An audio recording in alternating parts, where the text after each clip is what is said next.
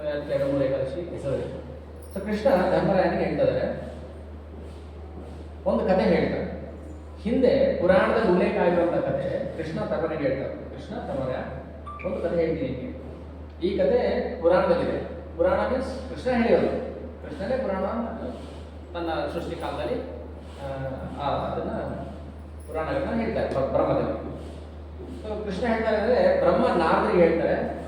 ನಾರದರು ಬಂದು ಬ್ರಹ್ಮದೇವತೆ ಪ್ರಾರ್ಥನೆ ಮಾಡ್ತಾರೆ, ಈ ಏಕಾದಶಿ ವ್ರತವನ್ನು ಯಾಕೆ ನಾವು ಆಚರಣೆ ಮಾಡಬೇಕು? ಸೊ ಬ್ರಹ್ಮ ಹೇಳಕ್ಕೆ ಶುರು ಮಾಡ್ತಾರೆ, ಹಿಂದೆ ಒಂದು ಕಾಲದಲ್ಲಿ ಅಂದರೆ ಸತ್ಯಯುಗದಲ್ಲಿ ಸೂರ್ಯವಂಶದಲ್ಲಿ ಒಬ್ಬ ರಾಜ ಇತ್ತು. ಯಾವ ವಂಶದಲ್ಲಿ ರಾಮಚಂದ್ರ ಅವತಾರ ಮಾಡಿ ಬಂದು ಆ ವಂಶ ಸೂರ್ಯವಂಶ. ಮತ್ತು ಇಕ್ಷ್ವಾಕು ಅಂತ ಹೇಳ್ತಾರೆ. ಇಕ್ಷ್ವಾಕು ಆ ಸೂರ್ಯವಂಶದಲ್ಲಿ ಬರುವಂಥ ಒಬ್ಬ ರಾಜ. ಸೊ ಸೂರ್ಯವಂಶದಲ್ಲಿ ಒಬ್ಬ ರಾಜ ಇತ್ತು. ಆ ರಾಜ ಹೆಸರು ಮಾಂಧಾತ. ಯಾರಿಗೆ ಕೇಳಿದರೆ ಮಾಂಧಾತ? ಮಾಂಧಾತ ಮಹಾರಾಜ, ಮಹಾಭಕ್ತ. ಅವನ ರಾಜ್ಯದಲ್ಲಿ ಬರಗಾಲ ಬಂದ್ಬಿಡುತ್ತೆ. ಯಾವ ರಾಜ್ಯದಲ್ಲಿ ಅಥವಾ ದೇಶದಲ್ಲಿ ರಾಜ ಭಕ್ತನಾಗಿರ್ತಾನೋ ಆ ರಾಜ್ಯದಲ್ಲಿ ಬರಗಾಲ ಇರೋದಿಲ್ಲ, ಭಿಕ್ಷೆ ಎತ್ತುವಂಥ ಪರಿಸ್ಥಿತಿ ಇರೋದಿಲ್ಲ, ಕಳತನ ಇರೋದಿಲ್ಲ, ವಿಧಿವೇ ಇರೋದಿಲ್ಲ, ಸಣ್ಣವ್ರ ಮುಂದೆ ದೊಡ್ಡವ್ರ ಮುಂದೆ ಸಣ್ಣವ್ರು ಸಾಯ್ತಾ ಇಲ್ಲ. ಅಂದರೆ ಯಾವ ಅಪಶಕನೂ ಇರ್ತಿರ್ಲಿಲ್ಲ ಯಾವಾಗ ರಾಜ ಭಕ್ತನಾಗಿದ್ದಾಗ. ಸೊ ಮಾಂಧಾತ ಮಹಾಭಕ್ತ, ಆದರೆ ಅವನ ರಾಜ್ಯದಲ್ಲಿ ಬರಗಾಲ ಬಂತು. ಒಂದ್ಸಲ ಅಂಗಿರ ಮುನಿಗಳು ಬರ್ತಾ ಇರ್ತಾರೆ ಆ ರಾಜ್ಯಕ್ಕೆ. ಋಷಿಗಳಿಗೆ ಒಳಗೆ ಕರೆದು ಅವ್ರಿಗೆ ಕಾಲು ತೊಳೆದು ನೀರು ಕುಡಿಯೋದಕ್ಕೂ ನೀರು ಇರುವುದಿಲ್ಲ, ಅಷ್ಟು ಬರಗಾಲ ಬಂದ್ಬಿಟ್ಟು. ಸರಿ, ಅಂಗಿರ ಮುನಿಗಳನ್ನ ಕೇಳ್ತಾರೆ ಮಾಂಧಾತ, ಯಾಕೆ ನನ್ನ ರಾಜ್ಯದಲ್ಲಿ ಬರಗಾಲ ಬಂತು? ನಾನೇನು ಪಾಪ ಮಾಡಿದ್ದೀನಿ? ನಾನೇನು ತಪ್ಪು ಮಾಡಿದ್ದೀನಿ? ಹಿಂದೆ ನಾವು ಚರ್ಚೆ ಮಾಡಿದ್ವಿ, ಪ್ರಜೆ ಏನಾದರೂ ತಪ್ಪು ಮಾಡಿದ್ರೆ ಆ ಪ್ರಜೆ ಮಾಡಿರೋ ತಪ್ಪಲ್ಲಿ ಎಷ್ಟು ಭಾಗ? 1/6 ಭಾಗ ಯಾರು ಬರುತ್ತೆ? ರಾಜ. ಈ ರಾಜ ಎಷ್ಟು ಭಕ್ತ ಅಂದ್ರೆ ತಾನೂ ಭಕ್ತಿ ಮಾಡ್ತಾ ಇದ್ದ, ಮತ್ತೆ ಉಳಿದ ಎಲ್ಲರದನ್ನು ಭಕ್ತಿ ಮಾಡಿಸ್ತಾರೆ. ಹಿಂಗಿದ್ದಾಗ ಬರಗಾಲ ಯಾಕೆ ಬಂತು? ಅಂಗಿರಮುನಿ ಕೇಳ್ತಾರೆ, ಯಾರು? ರಾಜ ಮಾಂಧಾತ. ಸೊ ಅಂಗಿರಮುನಿ ಹೇಳ್ತಾರೆ, ತಮ್ಮ ಧ್ಯಾನ ಶಕ್ತಿಯಿಂದ ಯೋಚನೆ ಮಾಡಿ ಹೇಳ್ತಾರೆ, ನಿನ್ನ ರಾಜ್ಯದಲ್ಲಿ ಒಬ್ಬ ಶೂದ್ರ ತಪಸ್ ಮಾಡ್ತಾರೆ. ಈಗ ನಾವೆಲ್ಲ ಶೂದ್ರರೇ, ನಾವೇನೇ ಮಾಡೋದು ಪಾಪನೇ ಆಗುತ್ತೆ. ಯಾಕಂದ್ರೆ ನಾವೆಲ್ಲ ಅನ್ಟ್ರೈನ್ಡ್, ನಮಗೆ ಟ್ರೈನಿಂಗ್ ಇಲ್ಲ, ಯಾವ ಹೇಳೋದು ಮಾಡ್ತಾ ಇದ್ದೀವಿ ಅಷ್ಟೇ. ಮಾಂಧಾತನ ರಾಜ್ಯದಲ್ಲಿ ಒಬ್ಬ ಶೂದ್ರ ತಪಶ್ಚರ್ಯ ಆಚರಣೆ ಮಾಡ್ತಾ ಇದ್ದಾನೆ ಅಂತಂದ್ರೆ ರಾಜಗೆ ಏನು ಆಶ್ಚರ್ಯ ಆಯಿತು? ಅದೇ ಶೂದ್ರ ತಪಶ್ಚರ್ಯ ಮಾಡ್ತಾ ಇದ್ರೆ ಮಾಡ್ಬೋದು, ಒಳ್ಳೇದಲ್ವಾ ಅದು? ಅದಕ್ಕೋಸ್ಕರ ನಿನ್ನ ರಾಜ್ಯದಲ್ಲಿ ಬರಗಾಲ. ಒಬ್ಬ ಶೂದ್ರ ಅದು ತಪ್ಪು ಮಾಡಿಲ್ಲ, ಅವನು ತಪಸ್ಸನ್ನು ಆಚರಣೆ ಮಾಡ್ತಾ ಇದ್ದಾನೆ. ತಪಸ್ಸನ್ನು ಮಾಡಿದ್ರು ಕೂಡ ಅವನಿಗೆ ಅನ್ಟ್ರೈನ್ಡ್, ಯಾರು ನಿಮಗೆ ಟ್ರೈನಿಂಗ್ ಕೊಟ್ಟಿಲ್ಲ. ಅದಕ್ಕೆ ನಮ್ಗೆ ಯಾಕೆ ಟ್ರೈನಿಂಗ್? ಇದನ್ನ ನಾವು ಸತ್ಸಂಗಕ್ಕೆ ಬರ್ತೀವಿ, ಶ್ರವಣ ಮಾಡ್ತೀವಿ, ಇದೆಲ್ಲ ನಮಗೆ ಟ್ರೈನಿಂಗ್. ಯಾಕಂದ್ರೆ ಶೂದ್ರರು ನಾವು ಬರುತ್ತೆ ಶೂದ್ರರು. ಭಗವಂತನ ಕತೆ ಕೇಳ್ತಾ, ಭಕ್ತರ ಕತೆ ಕೇಳ್ತಾ ಏನಾಗುತ್ತೆ, ನಾವು ಟ್ರೈನಿಂಗ್ ತಗೊಳ್ತೀವಿ. ಏನಕ್ಕೆ? ನಾವು ಭಗವಂತನ ಹತ್ರಕ್ಕೆ ಹೋಗೋದಕ್ಕೆ. ಟ್ರೈನಿಂಗ್ ಇಲ್ಲ ಅಂದ್ರೆ. ಸೊ ಅಂಗಿರಮುನಿ ಹೇಳ್ತಾರೆ ಮಾಂಧಾತನಿಗೆ, ಆ ಶೂದ್ರನನ್ನ ಏನ್ ಮಾಡಬೇಕು? ಕೊಂದು ಬಿಡಬೇಕು. ಮಾಂಧಾತನಿಗೆ ಏನಾಯ್ತು? ಇವಾಗ ಧರ್ಮ ಸಂಕಟ ಆಯ್ತು. ಒಂದು ವೇಳೆ ಪಾಪ ಮಾಡಿದ್ರೆ ಕೊಲ್ಬೋದು. ಗಮನಿಸಿ ಇದನ್ನ. ಆ ಶೂದ್ರ ತಪ್ಪು ಮಾಡಿದ್ರೆ ಅವನ್ನ ಕೊಲ್ಬೋದು, ರಾಜ ಕೊಲ್ಬೋದು, ಪಾಪ ಇಲ್ಲ. ಈಗ ಅವ್ನು ಮಾಡ್ತಾರೆ ತಪಸ್ಸಾಚರಣೆ ಮಾಡ್ತಾರೆ. ಅಂಗಿರ ಹೇಳ್ತಾರೆ ಅವನು ಕೊಲ್ಲಬೇಕು ನೀವು, ಯಾಕಂದ್ರೆ ಶೂದ್ರ ತಪಸ್ಸಾಚರಣೆ ಮಾಡಂಗಿಲ್ಲ. ಈ ಕಲಿಯುಗದಲ್ಲಿ ಶೂದ್ರರಿಗೆ ಯಾವ ಆಚರಣೆ ಇಲ್ಲ. ಅದು ಕಲಿಯುಗದಲ್ಲಿ, ಇದು ನಡೀತಾ ಇರೋದು ಸತ್ಯಯುಗದಲ್ಲಿ. ಸತ್ಯಯುಗದಲ್ಲಿ ಎಲ್ಲರೂ 100% ಧರ್ಮಾತ್ಮರ ಆಗಿದ್ರು, ಇವನು ಶೂದ್ರರು ಕೂಡ. ಆದ್ರೆ ಯಾರು ಒಬ್ಬ ಶೂದ್ರ ಮಾಡಿದ ತಪ್ಪಿಗೆ ಇಡೀ ಜಗತ್ತಲ್ಲಿ ಅವನಿಗೆ ಬರಗಾಲ, ಕ್ಷಾಮ ಬಂದು ಕುಡಿಯೋಕೆ ನೀರಿಲ್ಲ. ಸೊ ಮಾಂಧಾತ ಯೋಚನೆ ಮಾಡ್ತಾನೆ, ಏನ್ ಮಾಡೋದು?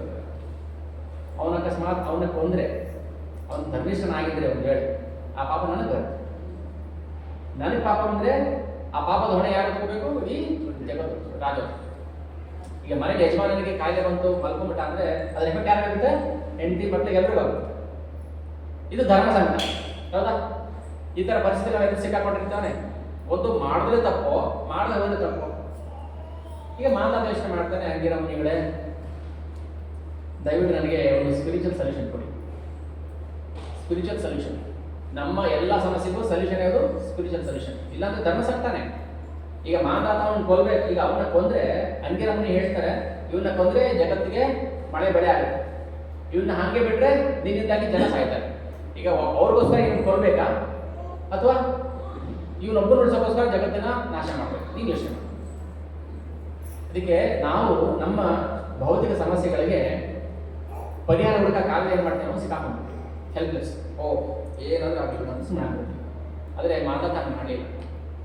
ಸೊ ನಾನು ಅವನು ಕೊಲ್ಲೋದಿಲ್ಲ, ನೀವು ಸ್ಪಿರಿಚುವಲ್ ಸೊಲ್ಯೂಷನ್ ಕೊಡಿ, ನಮಗೆ ಒಂದು ಶಾಶ್ವತ ಉಪಾಯ ಕೊಡಿ ಅಂತ ಹೇಳಿದಾಗ ಅಂಗಿರ ಮುನಿ ಏನು ಮಾಡಿದರೆ, ಒಂದು ವ್ರತ ಇದೆ, ಆ ವ್ರತ ಆಚರಣೆ ಮಾಡೋದ್ರಿಂದ ಏನಾಗುತ್ತೆ, ನಿನ್ನ ಸಮಸ್ತ ಪಾಪಗಳು ನಾಶ ಆಗುತ್ತೆ. ಅವನು ಕೊಲ್ಲೋದೇ ಬೇಕಾಗಿಲ್ಲ.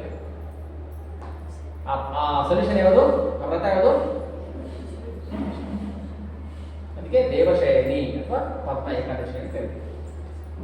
ಸೊ ಮಾಂಧವ ಏನ್ ಮಾಡ್ತಾನೆ, ಇಡೀ ಊರಿಗೆಲ್ಲ ಡಂಗೂರ ಹೊಡಿಸ್ತಾನೆ. ಈ ಏಕಾದಶಿ ದಿನ ಯಾರು ಏನೂ ತಿನ್ನಬಾರ್ದು, ನಿರ್ಜಲ. ಮನುಷ್ಯರು ಮಾತ್ರ ಅಲ್ಲ, ಪ್ರಾಣಿಗಳಿಗೂ ಕೂಡ ಅವ್ರು ಹುಲ್ಲಾಕಂಗಿಲ್ಲ. ಯಾರು ಕೊಟ್ಟಿಗೆ ಹಸು ಕಟ್ಟಿರ್ತಾರೆ, ಹಸು ಕೂಡ ಹುಲ್ಲಾಕಬಾರ್ದು. ಇಡೀ ಅವನ ರಾಜ್ಯದಲ್ಲಿ ಯಾರೆಲ್ಲ ಇದ್ರು ಅವರೆಲ್ಲರಿಗೂ ಡಂಗೂರ ಹೊಡಿಸ್ಬಿಟ್ಟ ಮಾಂಧವ. ಇವನ್ ಆಜ್ಞೆಯನ್ನು ಎಲ್ಲರೂ ಪಾಲನೆ ಮಾಡಲೇಬೇಕು ಕಠಿಣದಾಗಿ. ಅಂಗಿರ ಮುನಿ ಹೇಳ್ಬಿಟ್ಟು ಹೋಗ್ಬಿಟ್ರು, ಮುಂದಿನ ಆಷಾಢ ಶುಕ್ಲ ಪಕ್ಷದಲ್ಲಿ ಒಂದು ವ್ರತ ಬರುತ್ತೆ, ಅದನ್ನ ಏಕಾದಶಿ ಅಂತ ಕರೀತಾರೆ. ಅಂಗಿರ ಹೇಳ್ತಾರೆ ಮಾತಾದಲ್ಲಿ. ಆವತ್ತಿನ ದಿನ ನಿಮ್ಮೆಲ್ರಿಗೂ ಉಪವಾಸ, ಯಾರು ಊಟ ಕೊಡಬಾರ್ದು. ನಿಮ್ಮ ಮನೆ ಹಸುಗಳಿಗೆ ಕೊಟ್ಟಿಗೆ ಕಟ್ಟಿರುವಂಥ ಪ್ರಾಣಿಗಳು ಯಾರಿಗೂ. ಆ ದಿನ ಬಂತು, ಇವತ್ತೇ ಆ ದಿನ ಏಕಾದಶಿ. ಅಂಗಿರ ಹೇಳ್ತಾರೆ, ಇವತ್ತಿಂದ ಭಗವಂತ ದೇವಶಯನಿ ಮಲ್ಕೊಳ್ತಾನೆ, ಅಂದ್ರೆ ಯೋಗ ನಿದ್ರೆಯಲ್ಲಿ. ಇಲ್ಲಿಂದ 4 ತಿಂಗಳು ಏನಿದೆ ಚಾತುರ್ಮಾಸ ಆಗಿದೆ. ಇಲ್ಲಿಂದ 4 ತಿಂಗಳು, ಈ ತಿಂಗಳಲ್ಲಿ ಏನು ತಿನ್ನಬಾರ್ದು, ಸೊಪ್ಪು ತಿನ್ನಬಾರ್ದು. ನೆಕ್ಸ್ಟ್ ಮಂತು ಮೊಸರು ತಿನ್ನಬಾರ್ದು, ಅದು ನೆಕ್ಸ್ಟ್ ಮಂತು ಹಾಲು ಕುಡಿಬಾರ್ದು, ಲಾಸ್ಟ್ ಮಂತು. ಸೊ ಏನಾಗುತ್ತೆ, ಏಕಾದಶಿ ನಮಗೆ ಅನ್ಸ್ಬೋದು ಏನು ಅಂದ್ಬಿಟ್ರೆ ಏನಾಗ್ಬಿಡುತ್ತೆ ಅಂತ. ಪ್ರತಿಯೊಂದರ ಹಿಂದೆ ಒಂದು ಸ್ಪಿರಿಚುವಲ್ ರೀಸನ್ ಇದೆ. ಅದಕ್ಕೋಸ್ಕರ ಎಲ್ರಿಗೂ ಯಾಕೆ ಹೇಳಿದ್ರೆ, ನಾವು ಇಲ್ಲಾಂದ್ರೆ ಭಕ್ತಿ ಮಾಡೋಕ್ಕಾಗಲ್ಲ. ಮನೆ ಕಟ್ಟಬೇಕನ್ನೋ ಆಸೆ ಇದೆ, ಬಟ್ ಫೌಂಡೇಶನೇ ಇಲ್ಲ. ಸೊ ಫೌಂಡೇಶನ್ ಅಂದರೆ ವ್ರತ. ಅದಕ್ಕೋಸ್ಕರ ಭಗವಂತ ಹೇಳ್ತಾ ಇರೋದು ಧರ್ಮರಾಯನಿಗೆ, ಪ್ರತಿಯೊಬ್ಬರು ಕೂಡ ಏಕಾದಶಿ ವ್ರತವನ್ನು ಆಚರಣೆ ಮಾಡಲೇಬೇಕು. ಯಾರಿಗೆ ನಿರ್ಜನ ಮಾಡೋಕ್ಕಾಗ್ತಾ ಇಲ್ಲ, ನೀರು ಕುಡಿದು ಮಾಡಿ. ಯಾರಿಗೆ ನೀರು ಕುಡಿದು ಸೇಸಕ್ಕಾಗ್ತಾ ಇಲ್ಲ, ಅಟ್ಲೀಸ್ಟ್ ಹಣ್ಣು ತಿನ್ಕೊಂಡು, ಅದು ಏಕಾದಶಿ ವ್ರತ ಮಾತ್ರ ಕಂಪಲ್ಸರಿ. ಇಲ್ಲಾಂದರೆ ನನಗೆ ಮಾತ್ರ ಪಾಪ ಬರೋದಿಲ್ಲ, ನನ್ನನ್ನು ನಂಬ್ಕೊಂಡು ಯಾರು ಇರ್ತಾರೆ. ಈಗ ರಾಜ ನಂಬ್ಕೊಂಡು ಯಾರಿದ್ರು, ಪ್ರಜೆಗಳು ಕೂಡ ಯಾರೋ ಮಾಡಿ ತಪ್ಪು. ಅದಕ್ಕೆ ಹೇಳೋದು, ಯಾಕೆ ನಮಗೆ ನಾವು ಅನ್ಸ್ಬೋದು ಯಾರೋ ತಪ್ಪು ಮಾಡ್ತಾರೆ, ನಾನು ಸುಮ್ಮನೆ ಇದ್ದೀನಿ, ನನಗೇನು ಪಾಪ ಬರೋದಿಲ್ಲ ಅಂತ. ಯಾರೋ ತಪ್ಪು ಮಾಡಿದ್ರು ಕೂಡ ಅದು ಇಷ್ಟ ನಮ್ಮ ಯಾಕೆ ಆ ತಪ್ಪು ನಾವು ನೋಡಿರ್ತೀವಿ. ಈಗ ಯಾರೋ ಕರ್ತವ್ಯ ಮಾಡ್ತಾರೆ, ಏನೋ ತಪ್ಪು ಮಾಡ್ತಾರೆ, ನಾವು ನೋಡಿ ಸುಮ್ಮನೆ ಆಗ್ತೀವಿ. ಅವನಿಗೆ ಏನು ಪಾಪ ಬರುತ್ತೋ ಅದೇ ಪಾಪ ನಮ್ಗೆ ಬರುತ್ತೆ. ಅದಕ್ಕೋಸ್ಕರ ಮನೆಯಲ್ಲಿ ರಾಜ ಆಗಿರಲಿ, ಯಜಮಾನಾಗಿರಲಿ, ಅಥವಾ ಬ್ರಾಹ್ಮಣನಾಗಿರಲಿ, ಇನ್ನೊಬ್ಬರು ಮಾಡೋ ತಪ್ಪನ್ನ ನೋಡ್ಕೊಂಡು ಸುಮ್ಮನೆ ಇದ್ರೆ ಅದು ಪಾಪ ಆಗುತ್ತೆ. ಅದಕ್ಕೋಸ್ಕರ ನಾವು ಯಾಕೆ ಪ್ರಚಾರ ಮಾಡಬೇಕು? ಬರ್ತಾರೆ ಬಿಡ್ತಾರೆ ನಮ್ಗೆ ಬೇಕಾಗಿಲ್ಲ. ನಮ್ಮ ಕರ್ತವ್ಯ ಏನು, ನಾವು ಅದನ್ನು ಇನ್ನೊಬ್ರಿಗೆ ಹೇಳಬೇಕು. ಆ ಕರ್ತವ್ಯ ಏನು, ಅದಕ್ಕೋಸ್ಕರ ಏಕಾದಶಿ ವ್ರತ ಕಂಪಲ್ಸರಿ ಮಾಡಿ. ಆಗುತ್ತೆ, ಮಾಡ್ಬೋದು, ಏನು ಕಷ್ಟ ಇಲ್ಲ. ಹೇಳ್ಬೋದು, ನಾವು ಆಫೀಸ್ ಕೆಲಸ ಮಾಡ್ತೀವಿ, ತುಂಬ ಸ್ಟ್ರೈನ್ ಆಗುತ್ತೆ, ಸುಸ್ತಾಗುತ್ತೆ. ನಮಗೆ ನಂಬಿಕೆ ಇರಬೇಕು ಭಗವಂತನಲ್ಲಿ, ವ್ರತಾಚರಣೆ ನಂಬಿಕೆ ಇರಬೇಕು. ಅದು ಭಗವಂತನಿಗೋಸ್ಕರ, ಅವನ ತೃಪ್ತಿಗೋಸ್ಕರ ಅಂತ ಮಾಡಬೇಕು. ಖಂಡಿತ ನಮಗೆ ಸಂಧ್ಯಾ ಏಕಾದಶಿ, ಪ್ರತಿ ಏಕಾದಶಿಗೂ ಒಂದೊಂದು ಆಚರಣೆ ಮಹಿಮೆ ಇರುತ್ತೆ. ಅದನ್ನು ನಾವು ಮಾಡಬೇಕು. ಇವತ್ತು ಭಗವದ್ಗೀತಾ 7.8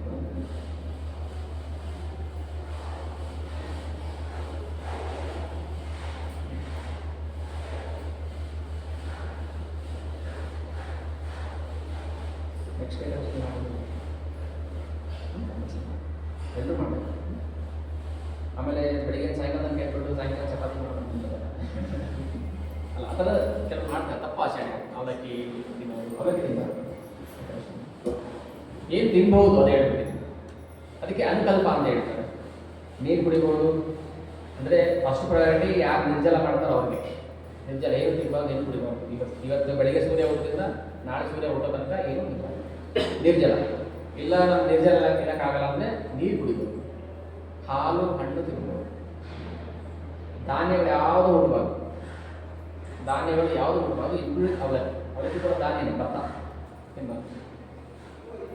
ಆಲೂಗಡ್ಡೆ ತಿನ್ಬೋದು, ಕಡಲೆಬೀಜ ತಿನ್ಬೋದು, ಗೆಣಸು ತಿನ್ಬೋದು. ಗೆಣಸಿಂದ ಮಾಡಿರೋದು ಯಾವುದೇ ಪದಾರ್ಥ ಆಗಿರಲಿ. ಸಬ್ಬಕ್ಕಿ ಯಾವುದಿಂದ ಮಾಡಿರ್ತಾರೆ? ಬಟ್ ಏನು ನಮಗೆ ಸಬ್ಬಕ್ಕಿ ಅಕ್ಕಿ ಅಂತ ಅನ್ಸುತ್ತೆ. ಸಬ್ಬಕ್ಕಿ ಅಕ್ಕಿ ಅಲ್ಲ, ಸಬ್ಬಕ್ಕಿ ಗೆಣಸಿಂದ ಮಾಡಿರ್ತಾರೆ. ಗೆಣಸು ತಿನ್ಬೋದು, ಆಲೂಗಡ್ಡೆ ತಿನ್ಬೋದು, ಕಡಲೆಬೀಜ ತಿನ್ಬೋದು. ಉಪ್ಪು ತಿನ್ನಬಾರದು. ಉಪ್ಪು ಸೈಂಧವ ಲವಣ ಮಾತ್ರ ತಿನ್ಬೇಕು. ಈಗ ಸೀ ಸಾಲ್ಟ್ ನೀರು ಬಂದಿರುವಂಥದ್ದು ಸೀ ಸಾಲ್ಟ್ ಯೂಸ್ ಮಾಡಬಾರ್ದು. ಅದು ಏಕಾದಶಿ ದಿನ ಮಾತ್ರ ಅಲ್ಲ, ಯಾವತ್ತೂ ಕೂಡ ಸೀ ಸಾಲ್ಟ್ ಯೂಸ್ ಮಾಡಬಾರ್ದು. ಎಷ್ಟು ಜನ ಸೀ ಸಾಲ್ಟ್ ಯೂಸ್ ಮಾಡ್ತಾರೆ? ಅದೇ ಪುಡಿ ಉಪ್ಪು, ಕಲ್ಲು, ಆದಷ್ಟು ಕಡಿಮೆ. ಸೈಂಧವ ಲವಣ ಬರುತ್ತೆ ಗೊತ್ತಾ? ಸೈಂಧವ ಕಲ್ಲು ಥರ ಇದೆ. ಸೈಂಧವ ಗೊತ್ತಿಲ್ಲ? ಹರಡ್ತಾ ಬರುತ್ತೆ. ಹರಡು ಅಂದ್ರೆ ಹೆಂಗಿರುತ್ತೆ ಅದು? ಪಿಂಕ್ ಅಂದ್ರೆ ಅದನ್ನ ಹಾಕಿನೇ ಮಾಡಿದ್ವಿ. ಆಮೇಲೆ ಒಗ್ಗರಣೆ ಹಾಕಿದ್ದು ಯಾವ್ದು ತೊಗೊಂಬಂದು ಬರೋ ದಾರಿಯಲ್ಲಿ ಎಷ್ಟು ಮಾಂಸದಿಂದ ತೊಗೊಂಬಂದಿದ್ದು ಅಲ್ಲ. ಅಂದ್ರೆ ಕಲಿಯೋದು ಜನ ಎಲ್ಲಿಗೆ ಹೋಗಿದ್ದಾನೆ ಅಂತ, ಯಾವ ಹಂತಕ್ಕೆ ಹೋಗಿದ್ದಾನೆ ನಮಗೆ ಗೊತ್ತಾಗ್ತದೆ ಅಂತ ಅನ್ಸುತ್ತೆ ನಮಗೆ. ಪಾಪ ಕುಂತಾ ಇದೆ. ಮತ್ತೆ ಯಾವ ಕಾಲಕ್ಕೂ ಅವ್ರ ಮೇಲೆ ಎತ್ಕೊಳಕ್ಕಾಗುತ್ತೆ. ಪ್ರಾಣಿ ಪಕ್ಷಿಗಳಾಗಿ ಅವರು. ದಯವಿಟ್ಟು ಶಾಸ್ತ್ರದ ಮೇಲೆ ಫಸ್ಟ್ ನಮಗೆ ನಂಬಿಕೆ ಬರಬೇಕು. ಗುರು ಸಾಧು ಶಾಸ್ತ್ರ ಏನು ಹೇಳ್ತಾರೆ ಅಂತ ಸರಿ ನಮಗೆ ಸ್ಟ್ರಾಂಗ್ ಫೀಲಿಂಗ್ ಬರಬೇಕು. ಇಲ್ಲಾಂದ್ರೆ ಓಕೆ ಮಾಡ್ತೀರಾ ಏಕಾದಶಿ? ಯಾರು ಮಾಡ್ತಾ ಇಲ್ಲ ಅವರು? 719 ಶ್ಲೋಕ ಅಂತ ಹೇಳಿ ಬರ್ತೀನಿ, ರಿಪೀಟ್ ಮಾಡಿ. ಬಹುನಾಂ ಜನ್ಮನಾಮಂತೆ ಜ್ಞಾನವಾನ್ ಮಾಂ ಪ್ರಪದ್ಯತೆ ವಾಸುದೇವ ಸರ್ವಮಿತಿ ಸ ಮಹಾತ್ಮ ಸುದುರ್ಲಭಃ. ಬಹುನಾಂ ಜನ್ಮನಾಮಂತೆ ಜ್ಞಾನವಾನ್ ಮಾಂ ಪ್ರಪದ್ಯತೆ ವಾಸುದೇವ ಸರ್ವಮಿತಿ ಸ ಮಹಾತ್ಮ ಸುದುರ್ಲಭಃ. ಅನುವಾದ ರಿಪೀಟ್ ಮಾಡಿ. आप भी रिपीट कीजिए. ಅನೇಕ ಬಾರಿ ಹುಟ್ಟಿ ಸತ್ತ ನಂತರ ವಾಸ್ತವವಾಗಿ ಜ್ಞಾನದಲ್ಲಿರುವವರಿಗೆ ನಾನು ಎಲ್ಲ ಕಾರಣಗಳ ಕಾರಣ ಮತ್ತು ಅಸ್ತಿತ್ವದಲ್ಲಿರುವ ಎಲ್ಲದರ ಕಾರಣ ಎನ್ನುವುದು ತಿಳಿಯುತ್ತದೆ. ಆದುದರಿಂದ ಅವನು ನನಗೆ ಶರಣಾಗುತ್ತಾನೆ. ಅಂತಹ ಮಹಾತ್ಮನು ದುರ್ಲಭ.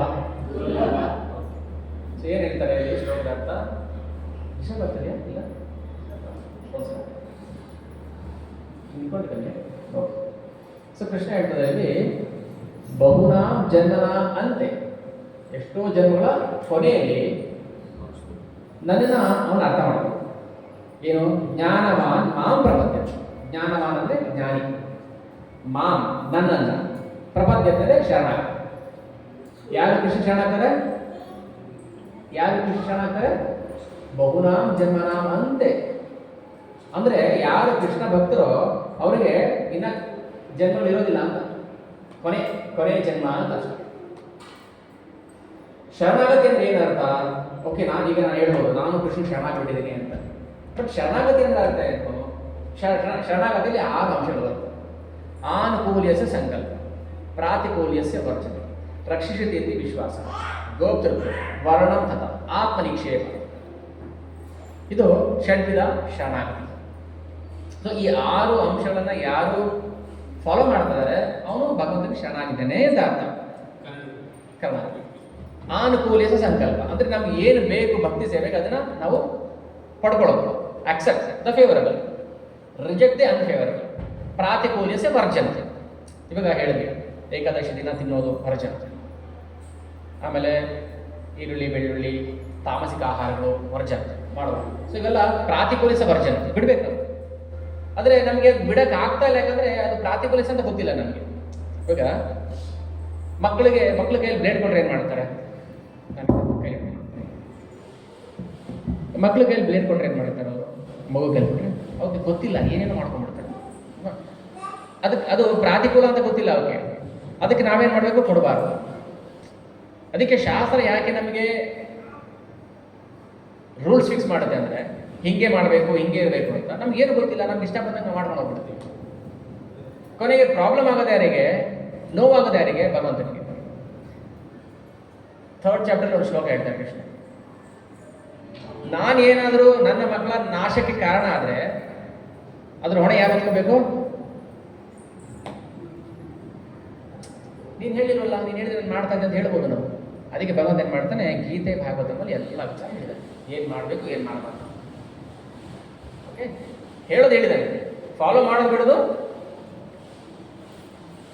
ಯಾಕೆ? ಅವನಿಗೂ ಬೇಜಾರಾಗ್ತಿರುತ್ತೆ, ಅಯ್ಯೋ ನನ್ನ ಮಗು ಫಾಲೋ ಮಾಡ್ತಾ ಇರಲ್ಲ, ನಾಶ ಆಗ್ತದೇನಲ್ಲ. ಆದರೆ ಭಗವಂತನ ಒಂದು ಧರ್ಮ ಇದೆ, ಏನು? ಪ್ರತಿಯೊಂದು ಜೀವಿಗೂ ಸ್ವತಂತ್ರ ಕೊಟ್ಬಿಟ್ಟಿದ್ದಾನೆ. ಸ್ವತಂತ್ರ, ಫ್ರೀ ವಿಲ್. ಆದರೆ ಆ ಸ್ವತಂತ್ರವನ್ನು ಭಗವಂತ ದುರ್ಬೇಕು ಪಡಿಸ್ಕೊಳ್ಳೋದಿಲ್ಲ, ನೋಡ್ತಾನೆ ಇರ್ತಾನೆ ಅಷ್ಟೇ. ಸೊ ನಾಶ ಆಗ್ತಾ ಇರೋದನ್ನ ನೋಡಿನೂ ಭಗವಂತ ಏನು ಮಾಡ್ತಾನೆ? ಅವನ ಹತ್ರಕ್ಕೆ ಶಾಸ್ತ್ರ, ಗುರು, ಸಾಧು ಕಳಿಸ್ಕೊಡ್ತಾನೆ. Second option. ಯಾರಿಗೆ ಸ್ವತಃ ಬುದ್ಧಿ ಇರುತ್ತೆ ಅವನು ಶಾಸ್ತ್ರವನ್ನು ತಾನಾಗಿ ಫಾಲೋ ಮಾಡ್ತಾನೆ, ಗುರು, ಸಾಧು, ಶಾಸ್ತ್ರ. ಯಾರಿಗೆ ಸ್ವತಃ ಬುದ್ಧಿ ಇರೋದಿಲ್ಲ ಅಂಥವ್ರ ಹತ್ರ ಏನು ಮಾಡ್ತಾನೆ? ಗುರುಗಳನ್ನ, ಸಾಧುಗಳನ್ನ. ಅದು ಮಾಡ್ತಾನೆ ಅಂತಾನೆ ಭಗವಂತ. ಸೊ ನಮ್ಮ ವಿಷಯದಲ್ಲಿ ಭಗವಂತ ಯಾವುದೂ ತಾರತಮ್ಯ ಮಾಡ್ತಾ ಇಲ್ಲ. ನಮ್ಗೆ ಏನು ಅನಿಸ್ತದೆ ಅಂದರೆ, ಓ ನನಗೆ ಬುದ್ಧಿ ಇದೆ, ನಾನು ಮಾಡ್ಕೊಂಡು ಹೋಗ್ತೀನಿ, ನನಗೆ ಯಾರು ಹೇಳಬೇಕಾಗಿಲ್ಲ, ನನಗೆ ಬುದ್ಧಿ ಇದೆ, ನನಗೆ ಬುದ್ಧಿ ಇದೆ. ಇದು ಬಿಡಬೇಕು. ಪ್ರಾತಿಕೂಲ್ಯಸ್ಯ ವರ್ಜನೆ. ರಕ್ಷಿಷತೀತಿ ವಿಶ್ವಾಸ. ಅಂದರೆ ನಮಗೆ ವಿಶ್ವಾಸ ಬರಬೇಕು. ಏನಂದರೆ ಭಗವಂತ ನಮ್ಮ ರಕ್ಷಣೆ ಮಾಡ್ತಾನೆ. ಈಗ ನಾವು ಜಗನ್ನಾಥ ಲೀಲೆ ಶ್ರವಣ ಮಾಡ್ತಾ ಇದ್ದೀವಿ, ಆ ಭಕ್ತರು ಮೈಂಡ್ಸೆಟ್ ಹೇಗಿರುತ್ತೆ? ಭಗವಂತ ಕಾಪಾಡ್ತಾನೆ. ಇದು ಸ್ಟ್ರಾಂಗ್ ಆಗಬೇಕು, ನಮಗೆ ಬಲ ಆಗಬೇಕು. ಈ ಬಲ ಆಗ್ಬೇಕಾದ್ರೆ ನಮ್ಗೆ ಏನಿರಬೇಕು? ಸ್ಪಿರಿಚುವಲ್ ಸ್ಟ್ರೆಂತ್ ಬೇಕು. ಇಟ್ಟಿಗೆ ಮೇಲೆ ಇಟ್ಟಿಗೆ ಜೋಡ್ಕೊಂಡು ಹೋಗ್ಬಿಟ್ರೆ ಅದು ಸ್ಟ್ರಾಂಗ್ ಆಗೋದಿಲ್ಲ. ಅದ್ರ ಮಧ್ಯದಲ್ಲಿ ಏನಾಗ್ತೀವಿ ನಾವು? ಸಿಮೆಂಟ್ ಹಾಕ್ತೀವಿ. ಸುಮ್ಮನೆ ಇಟ್ಟಿಗೆ ಜೋಡಿಸ್ಕೊಂಡ್ರೆ ಮನೆ ನಿಂತ್ಕೊಂಡು ತಂದು ಬಿಲ್ಡಿಂಗ್ ಇದು. ಸೊ ಆ ಎರಡರ ಮಧ್ಯೆ ಸ್ಟ್ರಾಂಗ್ ಬಾಂಡೇಜ್ ಬೇಕು. ನಮ್ಮ ವಿಶ್ವಾಸಕ್ಕೆ ನಾವು ಭಗವಂತನ ಏನು ನಂಬ್ತೀವಲ್ವ, ಆ ನಂಬಿಕೆಗೆ ಒಂದು ಸ್ಟ್ರಾಂಗ್ ಬಾಂಡೇಜ್ ಬೇಕು, ಗಮ್ ಬೇಕು. ರಕ್ಷಿಸತೀತಿ ವಿಶ್ವಾಸ, ಗೋಪ್ತೃತ್ವ. ಈಗ ನಾವು ಶಾಸ್ತ್ರ ಏನು ಹೇಳುತ್ತೆ ಅದನ್ನು ಫಾಲೋ ಮಾಡಬೇಕು ಅನ್ನೋದು ಇಚ್ಛೆ ಬರಬೇಕು ನಮಗೆ. ಎಷ್ಟು ಜನಕ್ಕೆ ಶಾಸ್ತ್ರ ಅಂದರೆ ಗೊತ್ತೇ ಇಲ್ಲ. ಶಾಸ್ತ್ರ ಬಿಡಿ, ಭಗವದ್ಗೀತೆನೇ ಗೊತ್ತಿಲ್ಲ. ಭಗವದ್ಗೀತೆ ಎಲ್ಲರ ಮೇಲೆ ಇತ್ತು, ಆದರೆ ಅದು ಓಪನ್ ಮಾಡಿ ಯಾವತ್ತೂ ನಾವು ಓದಿರಲಿಲ್ಲ. ಅಂದರೆ ನಮ್ಮ ಕೈಯಲ್ಲಿ ಇದ್ರೂ ನಮಗೆ ಅದರದ್ದು ಅರ್ಥ ಗೊತ್ತಿಲ್ಲ. ಗೋಪ್ತೃತ್ವ ವರ್ಣಂ ಅಂತ. ಆಮೇಲೆ ಸರಿ, ಯಾವೊಂದು ಹೇಳ್ತಾರೆ ಭಗವದ್ಗೀತೆಯಲ್ಲಿ ವಿಚಾರಗಳಿದೆ, ವಿಷಯಗಳಿದೆ, ಅದನ್ನು ನೀವು ತಿಳ್ಕೊಳ್ಳಿ ಅಂತ. ಅವಾಗ ಏನು ಮಾಡ್ತಾರೆ? ರಿಯಲೈಸ್ ಮಾಡ್ಕೊಳ್ತಾನೆ, ಹೌದಾ ನೋಡೋಣ, ವರ್ಣಂ ಅದನ್ನು ಗ್ರಹಿಸೋಣ. ಸೊ ಈ ಹಂತ ದಾಟ್ಕೊಂಡು ಬರಬೇಕು. ನಮಗೆ ಮೊದಲನೇ ಹಂತದಲ್ಲೇ ಫೇಲ್ ಆಗ್ತಾ ಇದ್ದೀವಿ. ಯಾವುದು ನಾವು ಸ್ವೀಕಾರ ಮಾಡಬೇಕು ಅದನ್ನು ಬಿಟ್ಬಿಟ್ಟಿದ್ದೀವಿ, ಯಾವುದನ್ನು ರಿಜೆಕ್ಟ್ ಮಾಡಬೇಕು ಅಂತ ಸ್ವೀಕಾರ ಮಾಡ್ತಾ ಇದ್ದೀವಿ. ಇಲ್ಲೇ ನಮ್ಮ ದೋಷಗಳಿರೋದು. ಅದಕ್ಕೋಸ್ಕರ ಇಲ್ಲಿ ಬರೋಕ್ಕಾಗ್ತಾ ಇದೆ. ಆಮೇಲೆ ಆತ್ಮನಿಕ್ಷೇಪ ಕಾರ್ಪಣ್ಯ. ಆತ್ಮನಿಕ್ಷೇಪ ಅಂದರೆ ಏನು? ನಿಕ್ಷೇಪ ಅಂದರೆ ಗಣಿ, ಅಗಿಬೇಕು. ಆತ್ಮವನ್ನು ಡಿಗ್ ಮಾಡಬೇಕು, ಅದರೊಳಗೆ ಏನಿದೆ ನೋಡಬೇಕು. ಹೆಂಗೆ ಡಿಗ್ ಮಾಡೋದು? ಅದಕ್ಕೆ ಶಾಸ್ತ್ರ ಅರ್ಥ ಅಂತ ಹೇಳೋದು. ಈಗ ನಾವು ಇದೆಲ್ಲ ಓದ್ತಾ ಏನಾಗುತ್ತೆ, ನಮಗೆ ನಮ್ಮ ಒಳಗೆ ನಾವು ಹಿಡಿಯೋ ಪ್ರಯತ್ನ ಮಾಡ್ತೀವಿ, ಅರ್ಥ ಮಾಡ್ಕೊಳ್ಳೋ ಪ್ರಯತ್ನ ಮಾಡ್ತೀವಿ. ಈಗ ಜನರಿಗೆ ಏಕಾದಶಿ ಬಗ್ಗೆ ವಿಚಾರ ಗೊತ್ತಿರಲಿಲ್ಲ. ಇವಾಗ ಹೇಳಿದಾಗ ಹೌದಾ ಅವತ್ತಿನ ದಿನ ಪ್ರಾಣಿಗಳಿಗೂ ಅನ್ನ ಹಾಕಬಾರ್ದ? ಅವಾಗೇನಾಯಿತು? ಯೋಚನೆ ಮಾಡ್ತೀವಿ. ಈಗ ಮನೆಗೆ ಹೋಗ್ಬಾರ್ದು, ಅದೇ ಯೋಚನೆ ಬರ್ತಾ ಆಗುತ್ತೆ. ಹೌದಾ ಹಿಂಗೆ ಮಾಡಬೇಕಾಗ ಪಾಪ ನಾಶ ಆಗುತ್ತೆ, ಹೆಂಗೆ ಮಾಡಿದ್ರೆ ಏಕಾದಶಿ ದಿನ ಅಂತ ಏನಾಗುತ್ತೆ? ನಮ್ಮ ಪಾಪ ನಾವೇ ತಿಂತ ಇರ್ತೀವಿ. ಅದರಲ್ಲೂ ತಿನ್ನಬಾರ್ದು, ತಿಂದರೆ ಆತ್ಮನಿಕ್ಷೇಪ. ಸೊ ಇದೆಲ್ಲ ಏನಾಗುತ್ತೆ? ನಾವು ಯೋಚನೆ ಮಾಡ್ತಾ ನಮ್ಮೊಳಗೆ ಅದು ರಿಯಲೈಸ್ ಆಗುತ್ತೆ. ಕಾರ್ಪಣ್ಯ, ಆತ್ಮನಿಕ್ಷೇಪ, ಕಾರ್ಪಣ್ಯ. ಷಡ್ವಿಧ ಶರಣಾಗತಿ. ಕಾರ್ಪಣ್ಯ ಅಂದರೆ ಭಗವಂತ ಶರಣ. ಫಸ್ಟ್ ಆತ್ಮನಿಕ್ಷೇಪ ಮಾಡ್ಕೊಂಡ್ವಿ, ರಿಯಲೈಸ್ ಆಯಿತು. ರಿಯಲೈಸ್ ಆದ್ಮೇಲೆ ಏನಾಗ್ತೀವಿ? ಶರಣಾಗತಿ. ಸೊ ಈ ಶರಣಾಗತಿಗೆ ಬಂದರೆ 6ನೇ ಹಂತಕ್ಕೆ ಬಂದಾಗಲೇ ನಮಗೆ ಭಗವಂತನ ಮೇಲೆ ನಂಬಿಕೆ ಬರೋದಿಲ್ಲ, ಅದು ಬರೋದಿಲ್ಲ. ಅದಕ್ಕೋಸ್ಕರ ಕೋಟಿ ಜನಕ್ಕೆ ಒಬ್ಬರಿಗೆ ನಂಬಿಕೆ ಬರೋದು ಯಾಕೆ? ಭಗವಂತನ ಮೇಲೆ. ಇಷ್ಟು ಪ್ರೋಸೆಸ್ ದಾಟ್ಕೊಂಡು ಹೋಗೋಕ್ಕಾಗೋದು ಅಲ್ವಾ? ಒಂದು UPSC ಎಕ್ಸಾಮ್ ಪಾಸ್ ಆಗೋದಕ್ಕೆ ಲಕ್ಷಾಂತರ ಜನ ಎಕ್ಸಾಮ್ ಬರೆದಿರ್ತಾರೆ. ಎಲ್ಲ ಫಿಲ್ಟರ್ ಮಾಡಿ ಕೊನೆಗೆ ಸೆಲೆಕ್ಟ್ ಮಾಡಿದ ಜನ 500 ಜನ. ಅದರ ಅಪ್ಲಿಕೇಶನ್ ಬಂದಿದ್ದು 5 ಲಕ್ಷ. ಸೊ ಏನಾಗುತ್ತೆ? ನಾವು ಯಾವ ಡಿಗ್ ಮಾಡೋಕ್ಕೆ ಹೋಗೋದಿಲ್ಲ, ಒಳಗಡೆ ಹಿಡಿಯೋ ಪ್ರಯತ್ನ ಮಾಡೋಕ್ಕೆ ಹೋಗಲ್ಲ. ನಾವು ಬಿಟ್ಬಿಟ್ರಿ, ನಾವು ರಿಜೆಕ್ಟ್ ಆಗ್ಬಿಟ್ರಿ. ಅದಕ್ಕೋಸ್ಕರ ಶಾಸ್ತ್ರವನ್ನು ನಾವು ಜನಕ್ಕೆ ತುಂಬ ಸರಳ ಭಾಷೆಯಲ್ಲಿ ಅರ್ಥ ಆಗೋ ಥರ ಹೇಳಬೇಕು. ಉದಾಹರಣೆ ಕೊಟ್ಟು ಹೇಳಿಸ್ಕೊಂಡು. ಯಾಕಂದರೆ ಒಂದೇ ಸಲ ನಾವು ಫಿಲಾಸಫಿ ಹೇಳಿದ್ರೆ ಏನಾಗುತ್ತೆ? ನಿಮ್ಮ ತತ್ವಜ್ಞಾನನೂ ಬೇಕಾಗಿಲ್ಲ, ನಮಗೇನು ಬೇಕಾಗಿಲ್ಲ, ಆರಾಮಾಗಿ ನಾವು ಎಂಜಾಯ್ ಮಾಡ್ಕೊಂಡಿರ್ತೀವಿ ಅಂತ ಸುಮ್ಮನೆ ಆಗ್ಬಿಡ್ತಾರೆ. ಅಷ್ಟ ನಮಗೇನಿಲ್ಲ. ಹೇಳೋದು ಹೇಳಿದ್ವಿ, ಪ್ರಯತ್ನ ಮಾಡಿದ್ವಿ ಅಂತ ಸುಮ್ಮನಾಗ್ಬೋದು, ಹಂಗೂ ಮಾಡಬಾರ್ದು ನಾವು. ಅವ್ರನ್ನ ಮತ್ತೆ ಪದೇ ಪದೇ ಅವ್ರನ್ನ ಡಿಗ್ ಮಾಡಬೇಕು, ಒಳಗಡೆ ಅರ್ಥ ಮಾಡಿಸ್ಬೇಕು, ಪದೇ ಪದೇ ಹೇಳಬೇಕು, ಹೇಳಿದ್ದೇನೆ ಹೇಳಬೇಕು. ಸೊ ಈ ಹಂತಕ್ಕೆ ಬಂದಾಗ ಮಾತ್ರ ಭಗವಂತನಿಗೆ ಶರಣಾಗ್ತಾನೆ. ಅದನ್ನೇ ಈ ಶ್ಲೋಕ ಹೇಳ್ತಾರೆ 7 ಹಾಕಿದೆ. ಬಹುನಾಂ ಜನ್ಮ ನಾಮಂತೆ ಜ್ಞಾನವಾನ್ ನಾಂ ಪ್ರಪದ್ಯತೆ.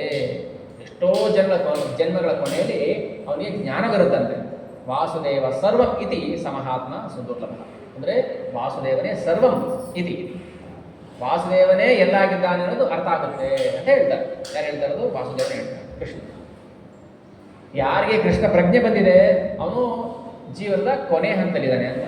ಅಂದರೆ ಅದನ್ನ ಕೆಲವೇ ಜನ್ಮಗಳು, ಆ ಜನ್ಮವನ್ನು ನಾವು ಕರೆಕ್ಟಾಗಿ ಉಪಯೋಗಿಸ್ಬೇಕು. ಇಲ್ಲಾಂದರೆ ಏನಾಗುತ್ತೆ?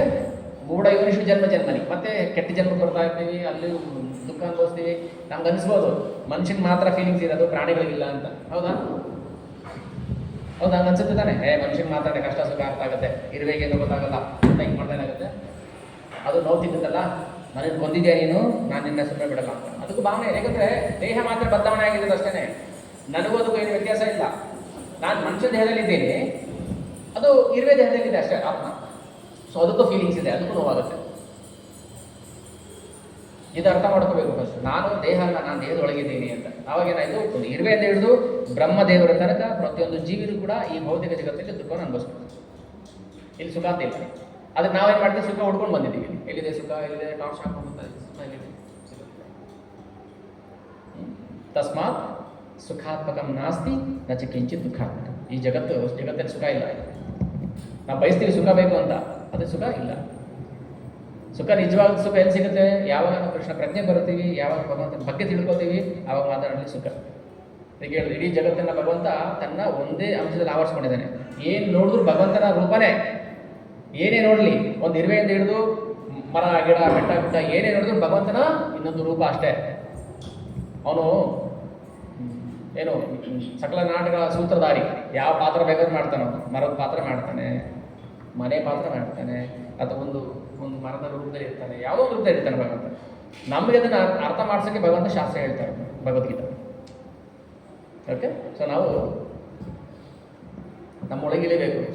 ನಾವೇನಕ್ಕೆ ಇಲ್ಲಿ ಬಂದಿದ್ದೀವಿ, ಸುಖ ಅಂದರೆ ಏನು? ನಮ್ಗೆ ಎಷ್ಟು ಜನಕ್ಕೆ ಸುಖ ಅಂದರೆ ಗೊತ್ತಿಲ್ಲ ಅಲ್ವಾ? ಸುಖ ಅಂದರೆ ಈಗ ವಿಷ್ಣು ಕೇಳಿದ್ರೆ ಸುಖ ಅಂದರೆ ಏನು? ಸುಖ ಅಂದರೆ ಅವನಿಗೆ ಎಕ್ಸಾಮ್ ಪಾಸ್ ಆಗಬೇಕು, ಫಸ್ಟ್ ರ್ಯಾಂಕ್ ಬರಬೇಕು, ಒಳ್ಳೆ ಜಾಬ್ ಸಿಗಬೇಕು, ಪ್ಲೇಸ್ಮೆಂಟು, ಅದು ಸುಖ ಅಲ್ವಾ? ಮಗುಗೆ ಸುಖ ಅದೇನು? ಆಟ ಆಡ್ಕೊಂಡಿದೆ. ಒಬ್ಬೊಬ್ರಿಗೂ ಒಂದು ಸುಖ ಅಲ್ಲ ಇರೋದು. ನಿಜವಾದ ಸುಖ ಇರೋದು ಒಂದೇ, ಭಗವಂತ. ಯಾರು ನಾವು ಭಗವಂತನ ಹತ್ತಿರ ಹೋಗ್ತೀವಿ ಅವಾಗಷ್ಟೇ ಸುಖದ ಅರ್ಥ. ಇಲ್ಲ ಸುಖ ಇಲ್ಲ ಇಲ್ಲಿ. ನಮ್ಗೆ ಅನಿಸ್ಬೋದು ಅದು ಸುಖ ಅಂತ, ಆದರೆ ಸುಖಕ್ಕೆ ಅರ್ಥ ಇಲ್ಲ. ನಚ ಕಿಂಚಿತ್ ದುಃಖಾತ್ಮಕ ಸುಖಾತ್ಮಕ ನಾಸಿ ನಚ ಕಿಂಚಿತ್ ದುಃಖ.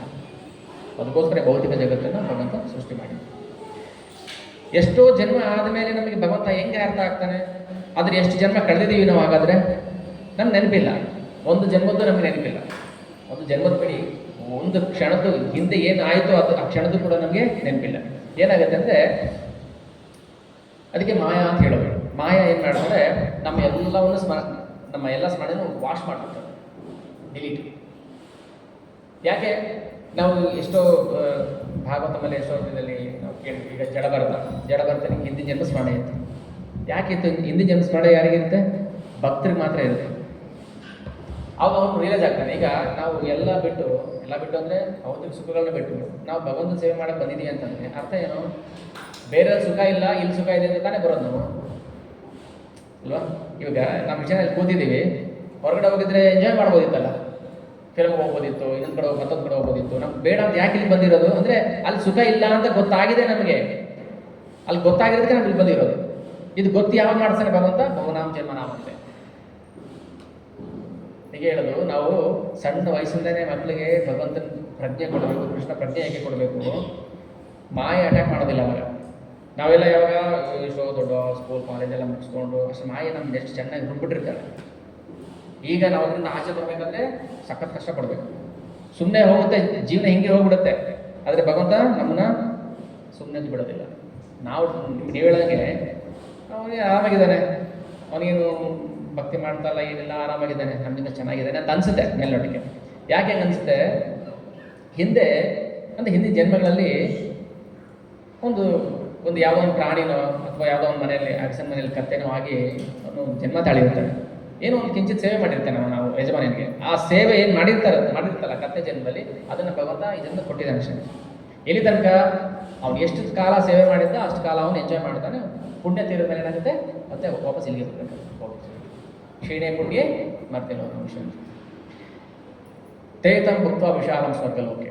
ಎಂಜಾಯ್ ಮಾಡಕ್ಕೆ ಬಿಡ್ತಾನೆ, ತಗೋ ಎಂಜಾಯ್ ಮಾಡು, ಸ್ವರ್ಗಲೋಕಕ್ಕೆ ಹೋಗು, ಅಲ್ಲೂ ಎಂಜಾಯ್ ಮಾಡಿ, ಇಲ್ಲಿ ಎಂಜಾಯ್ ಮಾಡು, ಎಲ್ಲ ತೀರಿದ್ಮೇಲೆ ಮತ್ತೆ ನಾವು ಇಲ್ಲಿ ಬರ್ಬೇಕಾಗುತ್ತೆ. ಅವೆಲ್ಲ ಅನುಭವಿಸ್ಕೊಂಡೇ ಇಲ್ಲಿ ಬಂದಿರೋದು. ಅದಕ್ಕೆ ಹೇಳು ಕೃಷ್ಣ ಪ್ರಜ್ಞೆ ಅಂದರೆ ಅದೇ ಅಂತಿಮ. ದೇವೋತ್ತಮ ಪರಮ ಪುರುಷನು ಆಧ್ಯಾತ್ಮಿಕ ಸಾಕ್ಷಾತ್ಕಾರದ ಕಟ್ಟ ಕಡೆಯ ಗುರಿ ಅಷ್ಟೇ, ಲಾಸ್ಟ್. ಭಗವತ್ ಪ್ರಜ್ಞೆಗೆ ಬಂದ ಮೇಲೆ ಮತ್ತೆ ನಾವು ಇನ್ಯಾ ಪ್ರಜ್ಞೆ ಹೋಗೋ ಅವಶ್ಯಕತೆ ಇಲ್ಲ. ಕಟ್ಟ ಕಡೆಯ ಗುರಿ ಎಲ್ಲ ಮುಗಿಸ್ಕೊಂಡೇ ಇಲ್ಲಿ ಬಂದಿರೋದು, ಅದು ನಮ್ಗೆ ನೆನಪಿಲ್ಲ ಅಷ್ಟೇ. ಬಹುಜನ್ಮಗಳ ಅನಂತರ, ಬಹುಜನ್ಮ ಅಂದರೆ ಎಷ್ಟು? ಕೃಷ್ಣ ಲೆಕ್ಕ ಹೇಳಿಲ್ಲ ಅಲ್ಲಿ. ಬಹುನಾಂ ಜನ್ಮನಾಮಂತೆ. ಬಹುಜನ್ಮಗಳ ಅನಂತರ ಭಕ್ತಿ ಸೇವೆಯನ್ನಾಗಲಿ ಆಧ್ಯಾತ್ಮಿಕ ವಿಧಿಗಳನ್ನಾಗಲಿ ಮಾಡುವಾಗ ಜೀವಿಯು ದಿವ್ಯ ಪರಿಶುದ್ಧ ಜ್ಞಾನದಲ್ಲಿ ಈ ಅರಿವನ್ನು ಪಡೆಯಬಹುದು. ಎಲ್ರಿಗೂ ಈ ಅರಿವು ಬರೋದಿಲ್ಲ. ಅದಕ್ಕೆ ಹೇಳೋದು ಭಗವದ್ಗೀತೆ ಒಂದು ಸಾಮಾನ್ಯ ಪುಸ್ತಕ ಅಲ್ಲ. ಎಷ್ಟೋ ಜನಕ್ಕೆ ಮನೇಲಿ ಎಲ್ಲರೂ ಮೇಲೆ ಭಗವದ್ಗೀತೆ ಇದೆ, ಅದು ಎಲ್ಲರೂ ಓದಿದ್ರು ಅರ್ಥ ಆಗೋದಿಲ್ಲ. ಯಾಕಂದರೆ ಇದು ಸಾಮಾನ್ಯ ಜನರಿಗೆ ಅರ್ಥ ಆಗೋಂಥ ವಿಚಾರ ಅಲ್ಲ. ಹೇಳ್ತಾರಲ್ವ, ದಿವ್ಯ ಪರಿಶುದ್ಧ ಜ್ಞಾನದಲ್ಲಿ ಈ ಅರಿವನ್ನು ಪಡೆಯಬಹುದು. ದಿವ್ಯ ಜ್ಞಾನ, ಅದು ಸಾಮಾನ್ಯ ಜ್ಞಾನ ಅಲ್ಲ. ಅವನು ಟಾಪ್ ಯೂನಿವರ್ಸಿಟಿಯಲ್ಲಿ ಟಾಪ್ ರ್ಯಾಂಕರ್ ಇರ್ಬೋದು, ಆದರೆ ಭೌತಿಕ ಸ್ಪಿರಿಚುವಲ್ ನಾಲೆಡ್ಜಲ್ಲಿ ಅವನು 0 ಆಗಿರ್ತಾನೆ. ಅದಕ್ಕೆ ಆಧ್ಯಾತ್ಮಿಕ ಸಾಕ್ಷಾತ್ಕಾರದ ಪ್ರಾರಂಭದಲ್ಲಿ, ಅಂದರೆ ಇನ್ನು ಈಗ ತಾನೇ ಪ್ರಾರಂಭ ಮಾಡ್ತಾ ಇದ್ದೀವಿ, ಈಗ ತಾನೇ ನಾವು ಭಕ್ತಿಗೆ ಬಂದಿದ್ದೀವಿ ಅಂದರೆ, ಸಾಧಕನು ಪ್ರಾಪಂಚಿಕತೆಯ ಮೋಹವನ್ನು ಕಳೆದುಕೊಳ್ಳಲು ಪ್ರಯತ್ನಿಸಿರುವಾಗ ನಿರಾಕಾರತ್ವದ ಕಡೆಗೆ ಸ್ವಲ್ಪ ಒಲವಿರುತ್ತೆ. ಈಗ ನಾವು ಭಕ್ತಿ ಬಂದಿದ್ದೀವಿ ಅನ್ನೋದಕ್ಕೆ ನಮಗೆ ಕೃಷ್ಣನ ಪೂರ್ತಿ ಒಲವಿದೆ ಅಂತಲ್ಲ, ಈ ಕಡೆ ಇರುತ್ತೆ, ನಮಗೆ ಅಟ್ರಾಕ್ಷನ್ ಈ ಕಡೆ ಇರುತ್ತೆ. ಸ್ವಲ್ಪ ಅದೇ ಚೆನ್ನಾಗಿತ್ತಲ್ಲ ಕೃಷ್ಣ ಭಕ್ತಿ, ಇದು ಚೆನ್ನಾಗಿತ್ತಲ್ಲ, ಅದನ್ನು ಬಿಡಬೇಕಲ್ಲ ಅಂದರೆ ನಮ್ಮ ಭಕ್ತಿ ಪ್ರಾರಂಭದಲ್ಲಿ ಆಗುತ್ತೆ. ಅದು ಯಾರು ಬಂದ ತಕ್ಷಣ ಶುದ್ಧ ಭಕ್ತರಾಗ್ಬಿಡೋದಿಲ್ಲ. ಅವನೇನು ಮಾಡ್ತಾನೆ, ಕೃಷ್ಣ ಭಕ್ತಿ ಮಾಡ್ತಿರ್ತಾನೆ, ಈ ಕಡೆ ಒಲವಿರುತ್ತೆ. ಯಾಕಂದರೆ ಇದು ಹಿಂದಿನ ಜನ್ಮದ ಸಂಸ್ಕಾರಗಳು, ಇಂಪ್ರೆಷನ್ಸ್. ಹಿಂದೆ ಅನೇಕ ಜನ್ಮಗಳಲ್ಲಿ ನಾವು ಇದೆಲ್ಲ ಅನ್ಕೋಸ್ಕೊಂಡು ಬಂದಿರ್ತಿಲ್ಲ, ಭೌತಿಕ ಸುಖಗಳು ಆ ಕಡೆ ಅಟ್ರಾಕ್ಷನ್ ನಡೀತಾ ಇರುತ್ತೆ. ಇದು ಹೊಸದು ನಮಗೀಗ. ಕೃಷ್ಣ ಪ್ರಜ್ಞೆ ಹೊಸದಿಲ್ಲ, ಹೊಸದಕ್ಕೆ ಅಡ್ಜಸ್ಟ್ ಆಗೋಕ್ಕೆ ಸ್ವಲ್ಪ ಕಷ್ಟ ಆಗುತ್ತೆ. ಆದರೆ ಭಗವಂತ ಏನು ಮಾಡ್ತಾನೆ, ಇನ್ನೂ ಪ್ರಗತಿಯನ್ನು ಸಾಧಿಸಿದಾಗ ಆತನಿಗೆ ಆಧ್ಯಾತ್ಮಿಕ ಬದುಕಿನಲ್ಲಿ ಚಟುವಟಿಕೆಗಳು ಉಂಟು ಮತ್ತು ಈ ಚಟುವಟಿಕೆಗಳೇ ಭಕ್ತಿ ಸೇವೆ ಎಂದು ಅರ್ಥವಾಗುತ್ತದೆ. ಈಗ 10ನೇ ಕ್ಲಾಸ್ ಮಗು 5ನೇ ಕ್ಲಾಸ್ ಮಗು ಪಾಠ ಮಾಡ್ಬೋದು, ಅದು ಏನು ಗೊತ್ತಿರೋದು ಹೇಳ್ಬೋದು. ಆದರೆ ಆ 10ನೇ ಕ್ಲಾಸ್ ಮಗು 5ನೇ ಕ್ಲಾಸ್ ಮಗು ಆಗಿದ್ದಾಗ 10ನೇ ಕ್ಲಾಸ್ ಅಂದರೆ ಏನೋ ಅಂದ್ಕೊಂಡಿರುತ್ತೆ ಅದು. ಅದೇ ಪ್ರಗತಿ ಸಾಧಿಸ್ತಾ 5ನೇ ಕ್ಲಾಸ್ ಪಾಸ್ 6, 7, 8, 9, 10ನೇ ಕ್ಲಾಸಿಗೆ ಬಂದಾಗ ಏನಾಗುತ್ತೆ, ಅವ್ರಿಗೆ ನಿಜವಾದ ಅರ್ಥ ಆಗುತ್ತೆ. ಓಹೋ, ಅವಾಗೇನು ಅನ್ಸಲ್ಲ. 5ನೇ ಕ್ಲಾಸ್ ಪಾಠ ಆವಾಗ ಮಗುಗೆ ಸಿಂಪಲ್ ಅನ್ಸ್ಬಿಡುತ್ತೆ. ಆದರೆ ಆ 5ನೇ ಕ್ಲಾಸಲ್ಲಿರೋ ಮಗುವಿಗೆ ಕಷ್ಟ ಆಗ್ತಾ ಇರುತ್ತೆ. ಅದಕ್ಕೆ ಇನ್ನೂ ಪ್ರಗತಿಯನ್ನು ಸಾಧಿಸಿದಾಗ ಆತನಿಗೆ ಆಧ್ಯಾತ್ಮಿಕ ಬದುಕಿನಲ್ಲಿ ಚಟುವಟಿಕೆಗಳು ಉಂಟು ಮತ್ತು ಈ ಚಟುವಟಿಕೆಗಳೇ ಭಕ್ತಿ ಸೇವೆ ಎಂದು ಅರ್ಥವಾಗುತ್ತದೆ. ಇದನ್ನು ಅರ್ಥ ಮಾಡಿಕೊಂಡು ಆತನು ದೇವೋತ್ತಮ ಪರಮಪುರುಷನಿಂದ ಆಕರ್ಷಿತನಾಗುತ್ತಾನೆ ಮತ್ತು ಅವನಿಗೆ ಶರಣಾಗುತ್ತಾನೆ. ಒಂದಿನ ಕ್ಲಾಸಿಗೆ ಬಂದ್ವಿ, ಏನೋ ಕೇಳಿದ್ವಿ, ಚೆನ್ನಾಗಿತ್ತು, ಕೀರ್ತನ ಚೆನ್ನಾಗಿತ್ತು, ಅಟ್ರಾಕ್ಟ್ ಆಗ್ತಿರೋ ಭಗವಂತನಿಗೆ ಇಲ್ಲ, ಮತ್ತೆ ಹೇಳಿದ್ವಿ, ಮತ್ತೆ ಹೇಳ್ಬಿಡ್ತು. ಈಗ ಮಳೆ ಬಂದಾಗ ಮಳೆ ನೀರು ನಿಂತ್ಕೊಂಡು ಕೆಸರಾಗಿರುತ್ತೆ, ಕೆಸರ ಮೇಲೆ ಕಾಲಿದ್ರೆ ಏನಾಗುತ್ತೆ, ಅದು ಇಂಪ್ರೆಷನ್ ಅಲ್ವಾ? ಕೆಸರ ಮೇಲೆ ಕಾಲಿದ್ರೆ ಅದು ಇಂಪ್ರೆಷನ್ ಕಾಣಿಸುತ್ತೆ. ಎಷ್ಟು ದಿನ ಇರುತ್ತೆ ಇಂಪ್ರೆಷನ್? 1 ದಿನ, 2 ದಿನ, 3 ದಿನ ಬಂದು ನೋಡಿದ್ರೆ ಇಲ್ಲಿ ನನ್ನ ಪಾದಕ್ಕೆ ಗುರುತು ಇಲ್ಲ.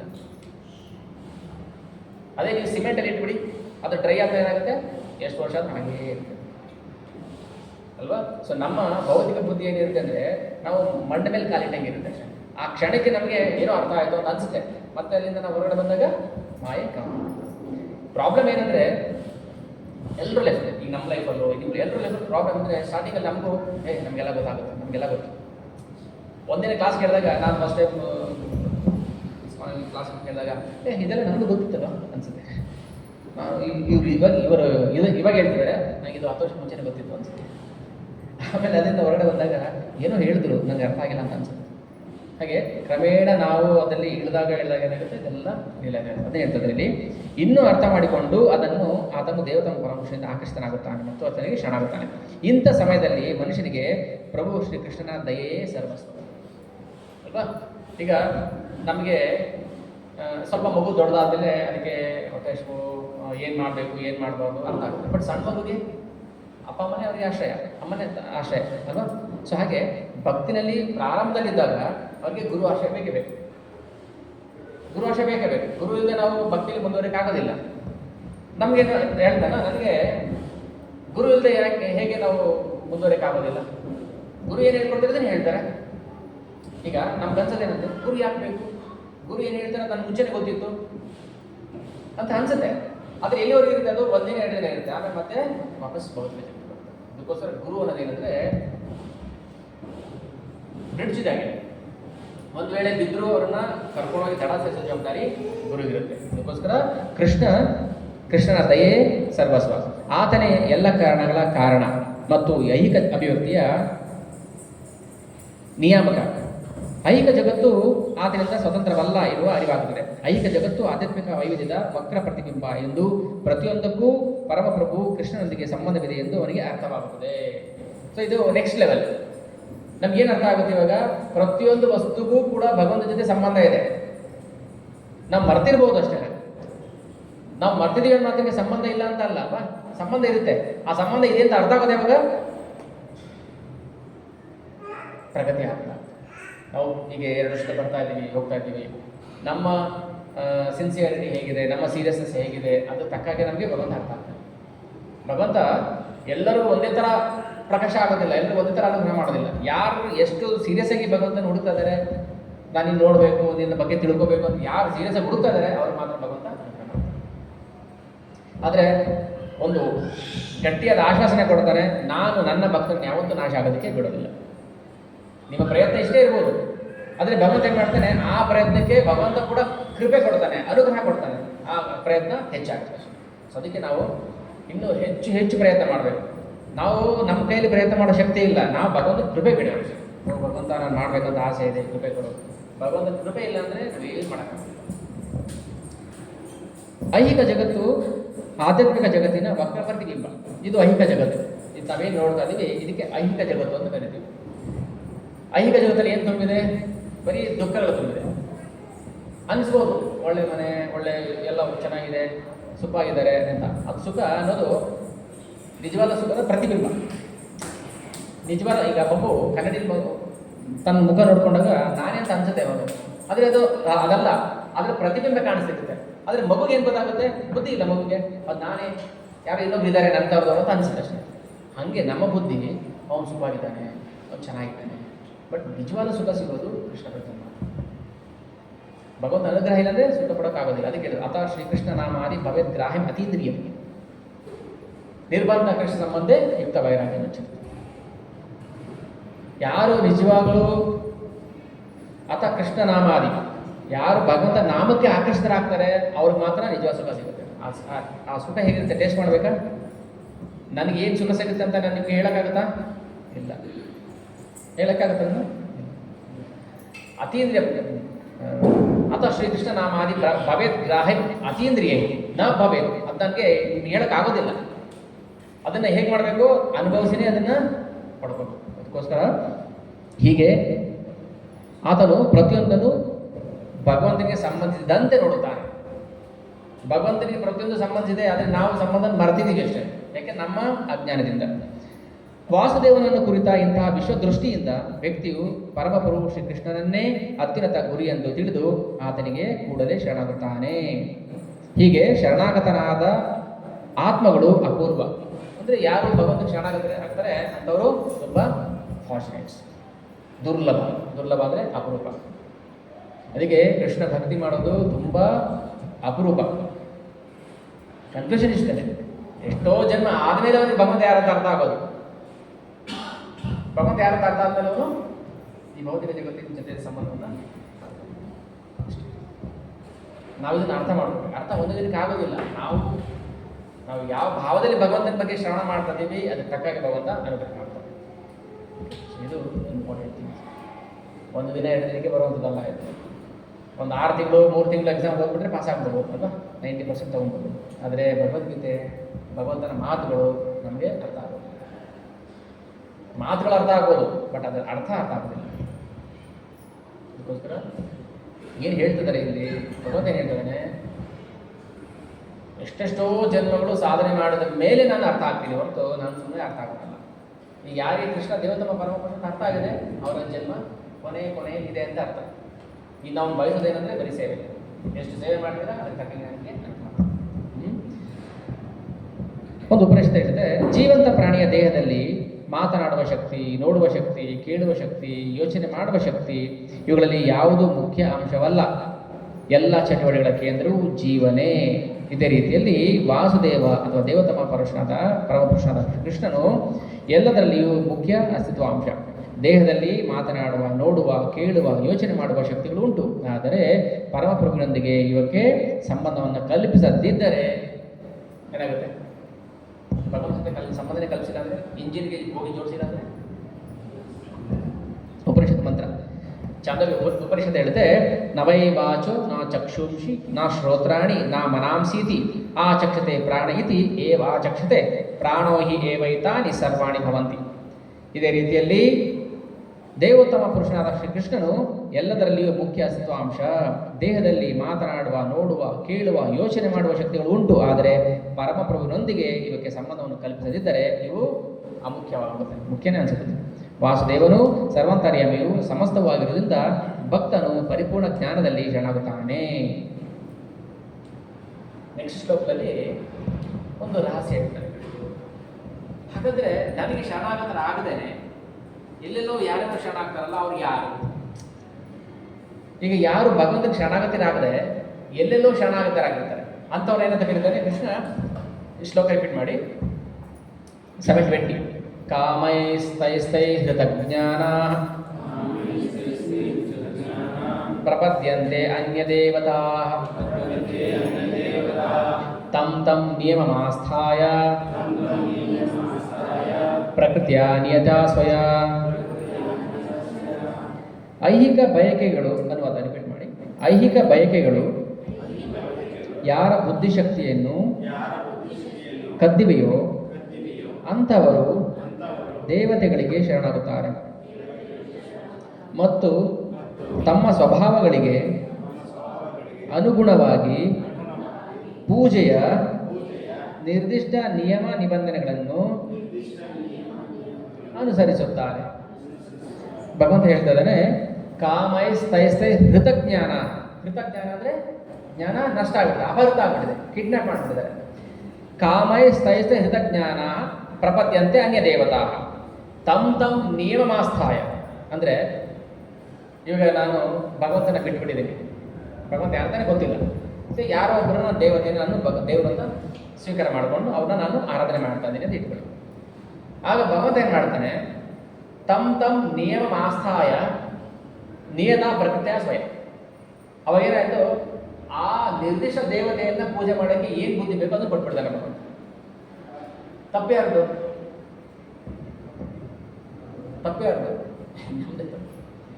गलत हमने ही किया। हम भगवान को संपूर्ण भूल के किसी और को शरणागति नहीं, तो भगवान क्या करता है, शरण लो उनको। शरणागति होने के लिए क्या क्या चाहिए मैं देते दूँ। ಕಾಮೈ ಸಹಿಸ ಜಗತ್ತಿನ ಜ್ಞಾನ ನಾಶ ಆಗಿದೆ. ಈಗ ನಮ್ಮ ಜ್ಞಾನ ನಾಶ ಆದಾಗ ಕಾಮೈ ಸಹಿತ ಜ್ಞಾನ ಪ್ರಪದ್ಯಂತೆ ಅನ್ಯ ದೇವತಾ. ಆಗ ಭಗವಂತ ಏನು ಮಾಡ್ತಾನೆ, ಅಂಥವ್ರನ್ನ ಪೂಜೆ ಮಾಡೋಕ್ಕೆ ಈಗ ಕೆಲವರು ಕೋಳಿ ಬಲಿ, ಕುರಿ ಬಲಿ ಏನೇನೋ ಮಾಡ್ಕೊತಾರೆ ಅಥವಾ ನಿರ್ದಿಷ್ಟ ಹೇಳ್ತಾರೆ. ಅಂಥವರು ತಮ್ಮ ಸ್ವಭಾವಗಳಿಗೆ ಅನುಗುಣವಾಗಿ, ತಮ್ಮ ಸ್ವಭಾವ ಅಂದರೆ ಸಾತ್ವ, ಸಾತ್ವಿಕ, ರಾಜಸ, ತಾಮಸ. ಸೊ ಈ ಸ್ವಭಾವಕ್ಕಾಗಿ ಸ್ವಭಾವಗಳಿಗೆ ಅನುಗುಣವಾಗಿ ಪೂಜೆಯ ನಿರ್ದಿಷ್ಟ ನಿಯಮ ನಿಬಂಧನೆಗಳನ್ನು ಅನುಸರಿಸುತ್ತಾರೆ. ನಮ್ಮ ಕಡೆ ಹಿಂಗೆ ಪೂಜೆ ಮಾಡೋದು, ನಮ್ಗೆ ಹಿಂಗೆಲ್ಲ ಪೂಜೆ ಮಾಡೋದು ಗೊತ್ತಿಲ್ಲ, ಹಿಂಗೆ ಪೂಜೆ ಮಾಡೋದು.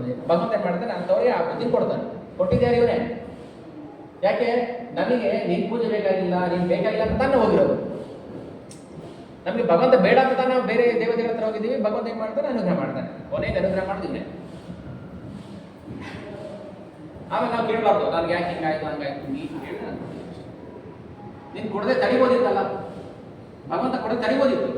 ತಡೆಯೋದಕ್ಕೆ ಪ್ರಯತ್ನ ಮಾಡ್ದ, ನೀನು ಕೇಳಿಲ್ಲ, ಅದಕ್ಕೆ ನಾನು ಅದಕ್ಕೆ ಹೇಳೋದು ಎಲ್ಲ ದೇವರೇ ಮಾಡಿಸ್ತಾನೆ ಅಲ್ಲ. ದೇವರು ಏನು ಮಾಡ್ತಾನೆ ಅಂದರೆ ಎಲ್ಲ ಕಂಟ್ರೋಲ್ ಅವತಾನೆ ಇದೆ. ನೀನು ಇಚ್ಛೆ ಪಟ್ಟೆ ತಾನೆ ಅದಕ್ಕೆ ಅನ್ಕೊಂಡಿದ್ದೆ. ಯಾಕೆ ಇಚ್ಛೆ ಪಟ್ಟೆ? ಕಾಮೈ ಸ್ತಯಸೆ ಹೃತಜ್ಞಾನ ಪ್ರಪದ್ಯಂತೆ ಹಂಗೆ ನೀನು ಜ್ಞಾನವನ್ನು ಕಳ್ಕೊಂಡಿದೀಯಾ, ಅದಕ್ಕೆ ನಾನೇನು ಮಾಡಿದೆ, ನಿನಗೆ ನಿನ್ನ ಇಚ್ಛೆ ಪ್ರಕಾರ ಮಾಡೋಕ್ಕೆ ಬಿಟ್ಬಿಟ್ಟೆ. ಅದಕ್ಕೆ ಯಾವಾಗ ನಾವು ಭಕ್ತಿಗೆ ಬರ್ತೀವಿ ಅವಾಗ ನಮ್ಮ ಜ್ಞಾನ ನಮ್ಮ ಬುದ್ಧಿಗೆ ತಕ್ಕಂಗೆ ನಾವು ಬಿಹೇವ್ ಮಾಡೋದಿಲ್ಲ. ಅವನಿಗೇನು ಇಷ್ಟ ಅದನ್ನು ಮಾಡ್ತಾ ಇರ್ತೀವಿ. ಭಕ್ತಿ ಬರ್ತಿದ್ರೆ ಅಂದರೆ ನನಗೇನು ಇಷ್ಟ ಅದನ್ನು ನಾನು ಮಾಡ್ತಾ ಇರ್ತೀನಿ ಅಲ್ವಾ. ಈಗ ನನ್ನ ಬುದ್ಧಿ ನಾಶ ಆಗಿದೆ ಅಂದರೆ ನಾನು ಏನು ಇಷ್ಟ ಆಗುತ್ತೆ, ಬುದ್ಧಿ ಇಲ್ದಿರೋರು ಏನು ಮಾಡ್ತಾರೆ ಆ ಕೆಲಸ ನನಗೆ ಇಷ್ಟ ಆಗುತ್ತೆ. ಹೆಂಡ ಕುಡಿಬೇಕು, ಇನ್ನೊಂದು ಮಾಡಬೇಕು, ಮತ್ತೊಂದು ಮಾಡಬೇಕು, ಯಾಕೆ ನನ್ನ ಬುದ್ಧಿ ನಾಶ ಆಗಿದೆ. ಬುದ್ಧಿ ನಾಶ ಆದವ್ರಿಗೆ ಏನು ಬುದ್ಧಿ ಕೊಡಬೇಕು ಅಂತ ಅದನ್ನು ಕೊಡ್ತಾನೆ. ಅದಕ್ಕೋಸ್ಕರ ಅನುವಾದ ಹೇಳ್ತಾರೆ ಭಾವಾರ್ಥ, ಎಲ್ಲ ಐಹಿಕ ಕಶ್ಮರಗಳಿಂದ ಬಿಡುಗಡೆಯಾದವರು ಪರಮಪ್ರಭುವಿಗೆ ಶರಣಾಗಿ ಅವನ ಭಕ್ತಿ ಸೇವೆಯಲ್ಲಿ ನಿರತರಾಗುತ್ತಾರೆ. ಐಹಿಕ ಕಶ್ಮಲವು ಸಂಪೂರ್ಣವಾಗಿ ತೊಳೆದು ಹೋಗುವವರೆಗೆ ಸ್ವಭಾವದಿಂದ ಅವರು ಭಕ್ತರಲ್ಲ. ಈಗ ನಮ್ಮಲ್ಲಿ ಇನ್ನೂ ಐಹಿಕ ಕಶ್ಮಲ ಇದೆ, ಇನ್ನು ಐಹಿಕ ಭೋಗ ಎಂಜಾಯ್ ಮಾಡಬೇಕು, ಅದು ಮಾಡಬೇಕು, ಸೊ ಅವಾಗ ನಾವು ಭಕ್ತರಲ್ಲ. ಆದರೆ ಐಹಿಕ ಬಯಕೆಗಳಿದ್ದು ಪರಮಪ್ರಭುವಿನ ಬಳಿ ಸಾಗುವವರು ಸಹ ಹೊರ ಪ್ರಕೃತಿಯಿಂದ ಅಷ್ಟಾಗಿ ಆಕರ್ಷಿತರಾಗೋದಿಲ್ಲ.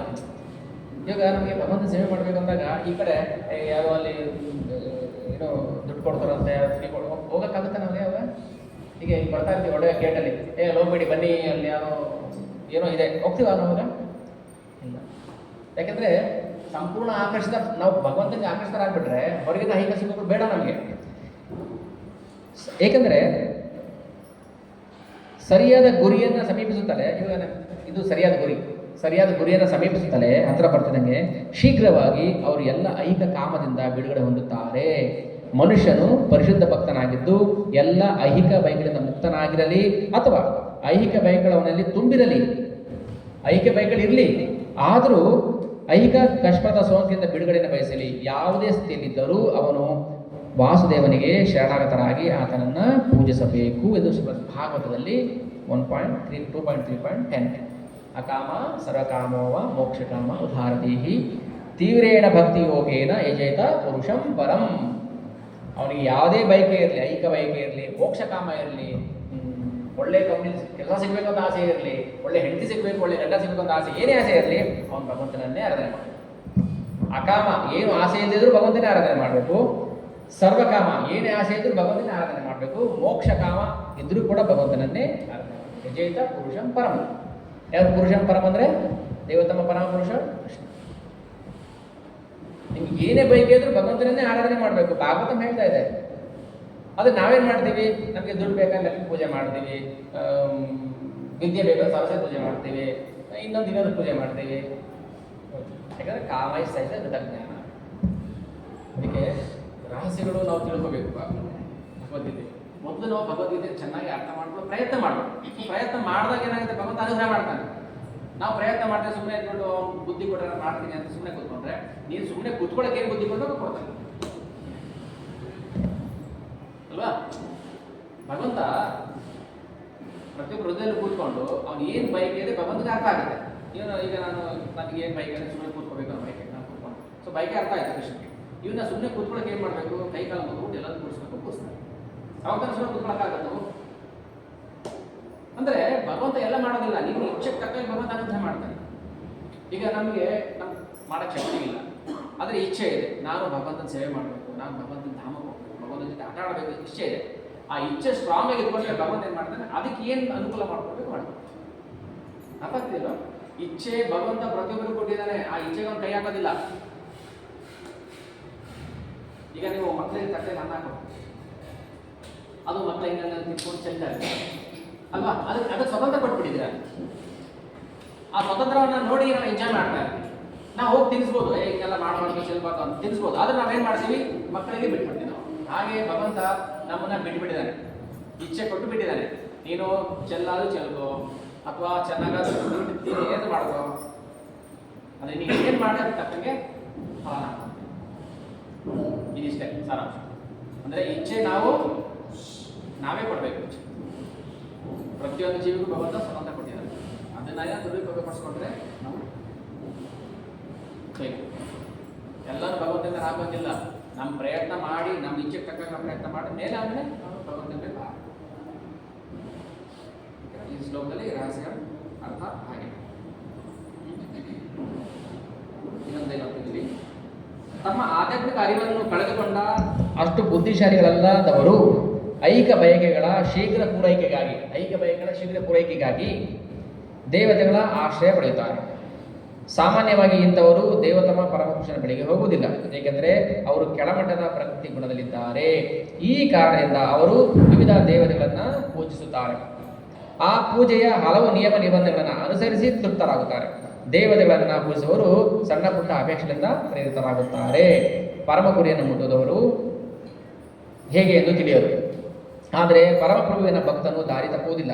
ವೈದಿಕ ಸಾಹಿತ್ಯದಲ್ಲಿ ಬೇರೆ ಬೇರೆ ಉದ್ದೇಶಗಳಿಗೆ ಬೇರೆ ಬೇರೆ ದೇವತೆಗಳನ್ನು ಪೂಜಿಸಬೇಕೆಂದು ಸೂಚಿಸಿದೆ. ಉದಾಹರಣೆಗೆ ಕಾಯಿಲೆ ಬಂತು ಅಂದರೆ ಸೂರ್ಯನ ಪೂಜೆ ಮಾಡಿ ಅಂತ ಹೇಳ್ತಾರೆ. ಈ ಕಾರಣದಿಂದ ಭಗವಂತನ ಭಕ್ತರಲ್ಲದವರು ಕೆಲವು ಉದ್ದೇಶಗಳ ಸಾಧನೆಗೆ ಪರಮಪ್ರಭುವಿಂತ ದೇವತೆಗಳೇ ಉತ್ತಮ ಎಂದು ಭಾವಿಸುತ್ತಾರೆ. ಇದು ನಮ್ಮ ಅಜ್ಞಾನ ಅಲ್ವಾ. ಈಗ ನಾವು ದೇವತೆಗಳ ದೇವಸ್ಥಾನಕ್ಕೆ ಹೋದ್ವಿ, ಹೋದ್ಮೇಲೆ ನಮಗೆ ಅನುಗ್ರಹ ಆಯಿತು, ಒಳ್ಳೇದಾಯಿತು, ಸೊ ಅದಕ್ಕೆ ನಾವಿಂದ ಅವರೇ ಶ್ರೇಷ್ಠ ಅಂತ ಭಾವಿಸ್ತೀವಿ. ಇದು ಭಗವಂತ ಮಾಯ ಮಾಡುವಂಥ ಗಿಮಿಕ್. ಇದು ಎಲ್ಲಿವರೆಗೂ ಅರ್ಥ ಆಗೋದಿಲ್ಲ, ಅಲ್ಲಿವರೆಗೂ ನಾವು ಭಾಗಗಳಿಗೆ ಬೀಳ್ತಾ ಗೀತೆಯಲ್ಲಿ ಕೃಷ್ಣ ಹೇಳಿಬಿಟ್ಟಿದ್ದಾನೆ, ಏಕಲೇ ಈಶ್ವರ ಕೃಷ್ಣ ಆರಸಭ ಭೃತ್ಯ. ದೇವತಮ ಪರಮಪುರುಷನಾದ ಕೃಷ್ಣನ್ ಮಾತ್ರ ಪ್ರಭು, ಉಳಿದೆಲ್ಲರೂ ಸೇವಕರು. ಆದ್ದರಿಂದ ಪರಿಶುದ್ಧ ಭಕ್ತನು ತನ್ನ ಐಹಿಕ ಅಗತ್ಯಗಳನ್ನು ಪೂರೈಸಿಕೊಳ್ಳಲು ದೇವತೆಗಳ ಬಳಿಗೆ ಹೋಗುವುದಿಲ್ಲ. ಯಾರು? ಪರಿಶುದ್ಧ ಭಕ್ತನು ತನ್ನ ಐಹಿಕ ಅಗತ್ಯಗಳನ್ನು ಪೂರೈಸಿಕೊಳ್ಳಲು ದೇವತೆಗಳ ಬಳಿಗೆ ಹೋಗುವುದಿಲ್ಲ. ಪರಿಶುದ್ಧ ಭಕ್ತನು ಭಗವಂತನ ಅನುಗ್ರಹಿಸಿದಲ್ಲಿ ತೃಪ್ತಿ ಕೊಡುತ್ತಾನೆ. ಶ್ಲೋಕ ನಂಬರ್ 20. ಏನು ಸಿಗುತ್ತೆ ನಮಗೆ ಅದರಲ್ಲೇ ತೃಪ್ತಿ ಅಷ್ಟೇ. ತೃಪ್ತಿ ಇದ್ರೆ ಮಾತ್ರ ಭಗವಂತ ಅನುಗ್ರಹ ಮಾಡೋದು. ಸ್ವಾಮ ಅತಿಕ್ಷಣ ಗೋಚರ. ಯಾರಿಗೆ ಭಗವಂತ ಕೃಪೆ ಕೊಡ್ತಾನೆ ಅಂದರೆ ಯಾರು ಲೈಫ್ ಬೇಕಿದೆ ಓಡೋದಿಲ್ಲ ಅಂತ.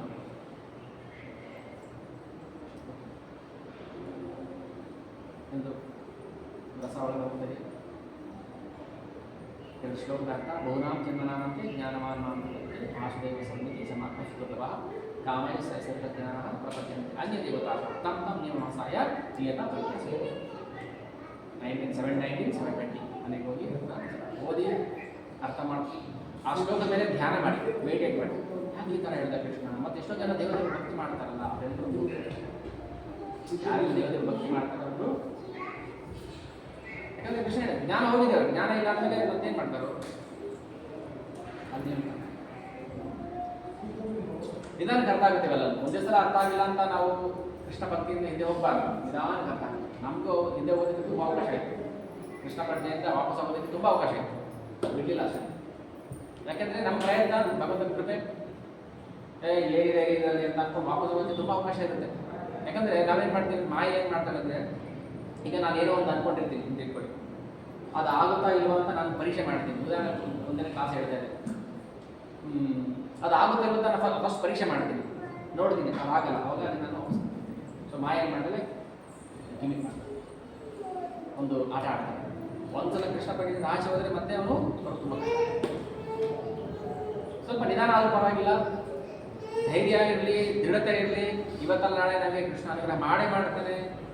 ಅದು ಅನುಗ್ರಹ ಆದಮೇಲೆ ನಾವು ಹಿಂದಿನ ಯೋಚನೆ ಮಾಡಿದಾಗ ಏನಾಗುತ್ತೆ, ನಮಗೆ ಕ್ಷೇಮ ನಾನು ಬಿಟ್ಟು ಹೋಗ್ಬಿಟ್ಟಿದೆ. ಎಷ್ಟೋ ಸಲ ಯಾಕೆ ನಾನು ಇಷ್ಟು ಒತ್ತು ಕೊಟ್ಟು ಹೇಳ್ತೀವಿ ಅಂದರೆ, ಆ ಭಾವನೆ ನಾನು ಬಂದಿದ್ದಕ್ಕೆ ನಿಮ್ಗೆ ಹೇಳ್ತಾಯಿಲ್ಲ. ನಾನು ಒಂದು 5-10 ವರ್ಷ 20 ವರ್ಷ ಹಿಂದೆ ಅಕಸ್ಮಾತ್ ನಾನು ಇವಾಗ ಹೇಗಿದ್ದೀನಿ ಈ ಸ್ಥಿತಿಯನ್ನು ನಿಂತ್ಕೊಂಡು ನಾನು ಅದನ್ನು ನೆನೆಸ್ಕೊಂಡ್ರೆ ನಾನು ಮಿಸ್ ಆಗ್ಬಿಡ್ತಾ ಇರ್ತಲ್ಲ. PR ತೊಗೊಂಡು USA ಹೋಗೋಣ, ಅಲ್ಲಿ ಸೆಟ್ಲ್ ಆಗೋಣ, ಹಾಗೆ ಹೇಗೆ ಅಂತ ಪ್ಲಾನ್. ಈಗ ಅಲ್ಲಿದ್ದರೆ ನಾನು ಏನು ಮಾಡ್ತಾ ಇದ್ದೆ, ಇದು ಮಾಡೋಕ್ಕಾಗ್ತಾ ಇತ್ತಾ? ಇಲ್ಲ. ಸೊ ಭಗವಂತ ಏನೋ ಒಂದು ಮಾಡ್ತಾನೆ, ಅವನದೇನೋ ಪ್ಲಾನ್ ಇರುತ್ತೆ, ನಾವೇನೋ ಪ್ಲಾನ್ ಹಾಕೊಂಡು ಹೋಗಿರ್ತೀವಿ, ಅವನದೇನೋ ಪ್ಲಾನ್ ಇರುತ್ತೆ. ಬಟ್ ಧೈರ್ಯ ಇತ್ತು ನಮಗೆ ಮಾಡಬೇಕು, ಏನಾದರೂ ಮಾಡಬೇಕು, ಕಿಂಚಿತಾದ್ರೂ ಮಾಡಬೇಕು, ಭಗವಂತ ನಡ್ಸ್ಕೊಂಡ್ಬರ್ಬೇಕು. ಸೊ ಅದಕ್ಕೋಸ್ಕರ ಹೇಳೋದು, ಏನು ಭಗವಂತ ಹೇಳ್ತಾರೆ, ನಾವೇ ಹೇಳ್ತಾರೆ. ನೀನು ಧೈರ್ಯವಾಗಿ ನಿಂತ್ಕೊಂಡ್ರೆ ನಾನು ಏನು ಬೇಕೋ ಬುದ್ಧಿ ಕೊಡ್ತೀನಿ, ಇಲ್ಲಾಂದ್ರೆ ಬುದ್ಧಿ ಕೊಡ್ತೀನಿ. ಅದಕ್ಕೆ ಯಂಗ್ಸ್ಟರ್ಸ್ಗೆ ಯಾಕೆ ನಾವು ಕೇಳೋದ್ರೆ, ಅವ್ರಿಗೆ ಜೋಶೇ ಬೇರೆ. ಇದೆಲ್ಲ ಕೇಳಬಾರ್ದು, ಮಾಡಬಾರ್ದು ನಮ್ಮದೇ. ಕೊನೆಗೆ ಒಂದರ ದಿನ ಆ ಜೋಶ್ ನಮಗೂ ಇತ್ತು. ಯಾಕೆ ಈಗ ಆಲ್ಮೋಸ್ಟ್ ನನಗಿಂತ ಚಿಕ್ಕವರಿದ್ದಾರೆ ತುಂಬ ಜನ. ಈ ಏಜ್ ದಾಟ್ಕೊಂಡು ಬಂದಿದ್ದೀನಿ ನನ್ನನ್ನು, ನನಗೆ ಅರ್ಥ ಆಗ್ತದೆ. ಓಕೆ, ಈಗ ನನಗೆ ದೊಡ್ಡವರು ಇದ್ದಾರೆ, ಬಟ್ ಅನುಭವದಲ್ಲಿ ನಾನು ಈ ಅನುಭವದಲ್ಲಿ ಅವರಿಂದ ನಾನು ಸೀನಿಯರ್ ಅಂತ ಅನ್ಕೊಳ್ತೀನಿ. ಈಗ ತುಂಬ ಜನ ಅಂದರೆ ಇಲ್ಲಿ ದೊಡ್ಡವರು ಚಿಕ್ಕವರು ಬರೋದು ನಾವು ಅನುಭವ ಬರೋದಿಲ್ಲ, ನಮ್ಗೆ ಏನು ರಿಯಲೈಸ್ ಆಗಿದೆ ಅದಷ್ಟೇ. ಅದಕ್ಕೋಸ್ಕರ ಎಲ್ಲರಿಗೂ ಒತ್ತಿ ಹೇಳಬೇಕಂದ್ರೆ, ಕೃಷ್ಣ ಪ್ರಜ್ಞೆಯಿಂದ ನಾವು ಹಿಂದಕ್ಕೆ ಹೋಗ್ಬಾರ್ದು, ಇನ್ನೂ ಹೆಚ್ಚು ಹೆಚ್ಚು ಭಗವಂತನ ಹತ್ರ ಆಗಬೇಕು. ಆಗ ಅವನೇನು ಪ್ರೀತಿ ಕೊಡ್ತಾನಲ್ಲ, ನಾವು ಅದನ್ನು ಮನೆ ಇನ್ನು ನನಗೇನು ಪ್ರೀತಿ ಸಿಗ್ತಾ ಇಲ್ಲ, ಏನೋ ಚೂರು ತೋರಿಸೋದೇ ಅಷ್ಟೇ. ಅದೇ ಜಾಮೂನ್ ರಸಗುಲ್ಲದ ಎಕ್ಸಾಂಪಲ್ ಹೇಳ್ತಾನೆ, ರಸಗುಲ್ಲ ತೋರಿಸಿದೆ ಅಷ್ಟೇ,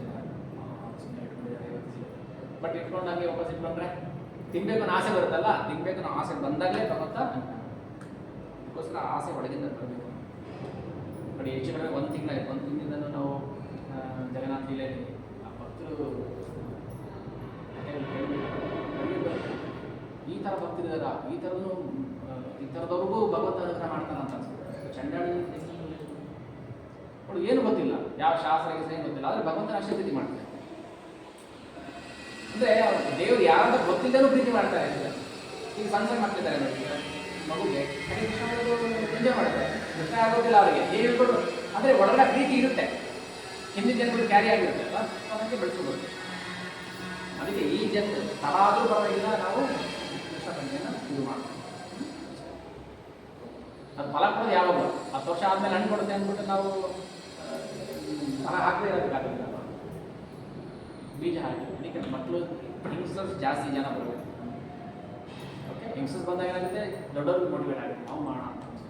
ವಯಸ್ಸು ಏನು ಅಂತರ ಇಲ್ಲ, 60 70 ವಯಸ್ಸೆಲ್ಲ ಬೇಕಾಗಿತ್ತು, ಆವಾಗ ಬರ್ತಾರೆ.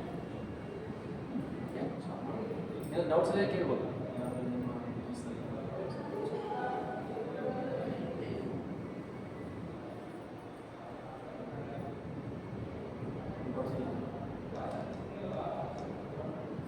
ಭಕ್ತಿಯ ಅರ್ಥ ಆಗ್ತಿದೆಯಾ?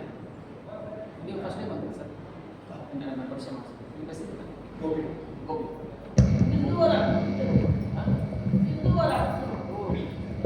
ಊರಿಂದ ಬಂದ್ರಾ? ಸೊ ಫಸ್ಟ್ ಟೈಮ್ ನೀವು ಈ ಥರ ಕ್ಲಾಸ್ ಕೇಳ್ತಾ? ಇದು ಫಸ್ಟ್ ಟೈಮ್. ಏನು ನಿಮಗೆ ಅನಿಸ್ತು, ಏನಿದೆಲ್ಲ ಏನೋ ಹೇಳ್ತಾರೆ ಹೊಸದಾಗಿ ಅಂತ ಅನಿಸ್ತು? ಚೆನ್ನಾಗಿ ಅನಿಸ್ತಾ ಇದೆ, ಓಕೆ, ತುಂಬ ಒಂಥರ ಮೈಂಡ್ ಫ್ರೆಶ್ ಆಗ್ತಾ ಇದೆ. ಓಕೆ, ಅಂದರೆ ಏನೋ ಸತ್ಯಾಂಶ ಗೊತ್ತಾಗ್ತಾ ಇದೆಯಾ? ಇದು ಸತ್ಯ, ನಾವು ಇಷ್ಟು ದಿನ ಏನಿದ್ವಿ ಅದು ಏನು ಸುಳ್ಳಿನ ಜಗತ್ತು ಅಂತ ಏನೋ ಅನಿಸ್ತಾ ಇದೆಯಾ ನಮಗೆ? ಭಗವಂತ ಅಂದರೆ ಭಗವದ್ಗೀತೆ ಬಗ್ಗೆ ಏನು ಗೊತ್ತಿಲ್ಲದ್ರೆ ನಮಗೇನೋ ಗೊಂದಲ ಆಗ್ಬಿಡುತ್ತೆ ಫಸ್ಟ್ ಟೈಮ್ ಕೇಳಿದಾಗ. ಅದಕ್ಕೆ ನಾನು ಕೇಳ್ತಾ ಇದ್ದೀನಿ, ಭಗವಂತನ ಬಗ್ಗೆ ಏನೋ ನಮ್ಗೆ ಕಿಂಚಿತ್ ಗೊತ್ತಿತ್ತು ಅಂದರೆ ನಾವು ಅದನ್ನ ಈಸಿಯಾಗಿ ಅರ್ಥ ಮಾಡ್ಬೋದು. ಓಕೆ, ಧನ್ಯವಾದ. ಗೋಪಿ, ಯಾವಾಗ ನನ್ನ ಬಾಯ ಜಾಸ್ತಿ ಬರೋ ಪದ ಗೋಪಿ ಭಾವ, ಹೇಳ್ತಾ ಗೋಪಿ ಭಾವ ಬರಬೇಕು ನಮಗೆ. ಗೋಪಿ ಭಾವ ಹೇಗಿರುತ್ತೆ? ಭಗವಂತ ಯಾರಂತ ಗೊತ್ತಿಲ್ಲದೆ ಪ್ರೀತಿ ಮಾಡೋದು ಗೋಪಿ ಭಾವ. ಸೊ ಅವನಿಗೋಸ್ಕರ ಏನು ಬೇಕಾದ್ರೆ ಮಾಡೋದು ಅಂತ ಅನಿಸ್ತಿದೆ. ಬನ್ನಿ, ಯಾವಾಗ ನಿಮ್ಗೆ ಅವಕಾಶ ಆಗುತ್ತೆ ಬನ್ನಿ. ಬೇರೆ ಪ್ರಾಬ್ಲಮ್ಸ್ ಇದ್ರು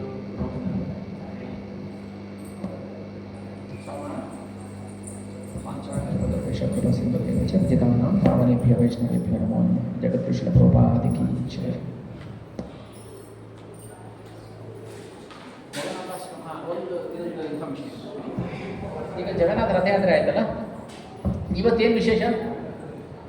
ಜಗನ್ನಾಥ ಮತ್ತೆ ವಾಪಸ್ ಬರ್ತಿದ್ದಾರೆ ಎಲ್ಲಿಗೆ? ತನ್ನ ರತ್ನ ಸಿಂಹಾಸನ ಮೇಲೆ ಕೂತ್ಕೊಳ್ಳೋದಕ್ಕೆ. ಈ ಬರೋ ಒಂದು ನಾಳೆ ಜಗನ್ನಾಥ ಲೀಲೆಯಲ್ಲಿ ಹೇಳ್ತೀನಿ ಅದನ್ನು.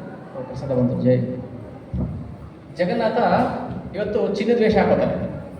ಸಾಮಾನ್ಯವಾಗಿ ಏನು ವೇಷ ಹಾಕೊಳ್ತಾ ಇದ್ದ? ಸೀದಾ ಸಾಲ ಸಿಂಪಲ್ ನಮಗೆ, ಅದು ಇಲ್ಲ, ಇದು ಹಾಕಲ್ಲ ಅವನಿಗೆ ಅಷ್ಟೇ, ಒಂದು ಪಗಡಿ.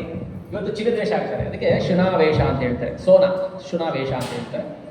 ಅದು ಒಬ್ಬ ಭಕ್ತನಿಗೋಸ್ಕರ ಭಗವಂತ ಅದನ್ನು ಧರಿಸ್ಕೊಳ್ತಾನೆ. ಅವ್ನಿಗೆ ಇಷ್ಟ ಇಲ್ಲ, ಅವನಿಗೆ ಇವೆಲ್ಲ ಇಷ್ಟ ಇಲ್ಲ, ಅದೇ ನನ್ನ ಭಕ್ತ ಆಸೆ ಪಟ್ಟಿದ್ದಾನೆ ಅಂತ ಭಗವಂತ ಅದನ್ನು ಇವತ್ತು ಧರಿಸ್ತಾನೆ. ಏನಾದರೂ ನಿಮ್ಗೆ ಇಷ್ಟನಾ ಹಾಕು ಅಷ್ಟೇ.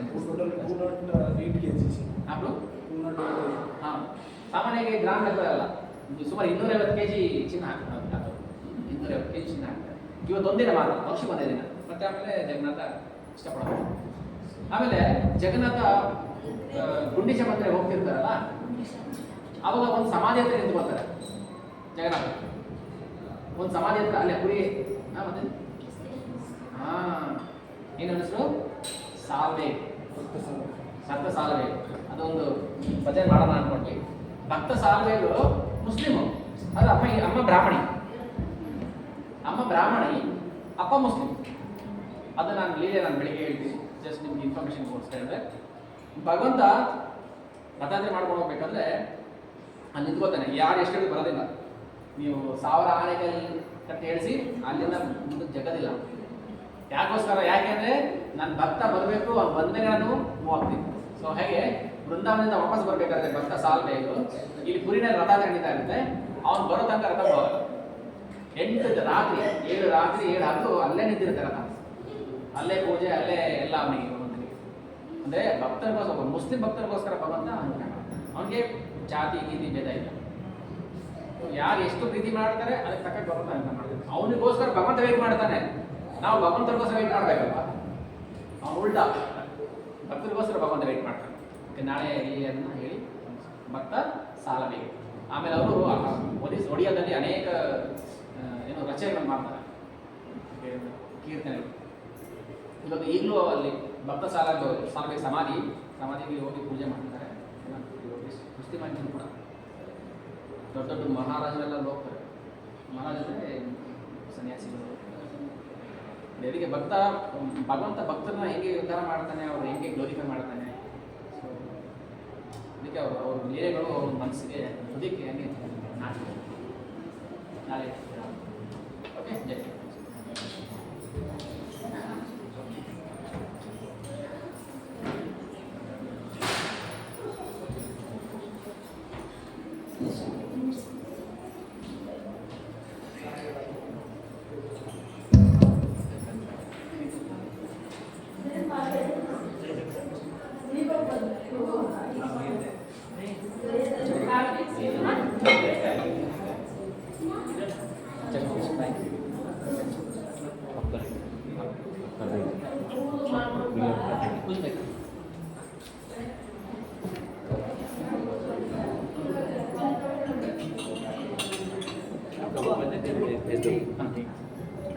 आप कर लिए।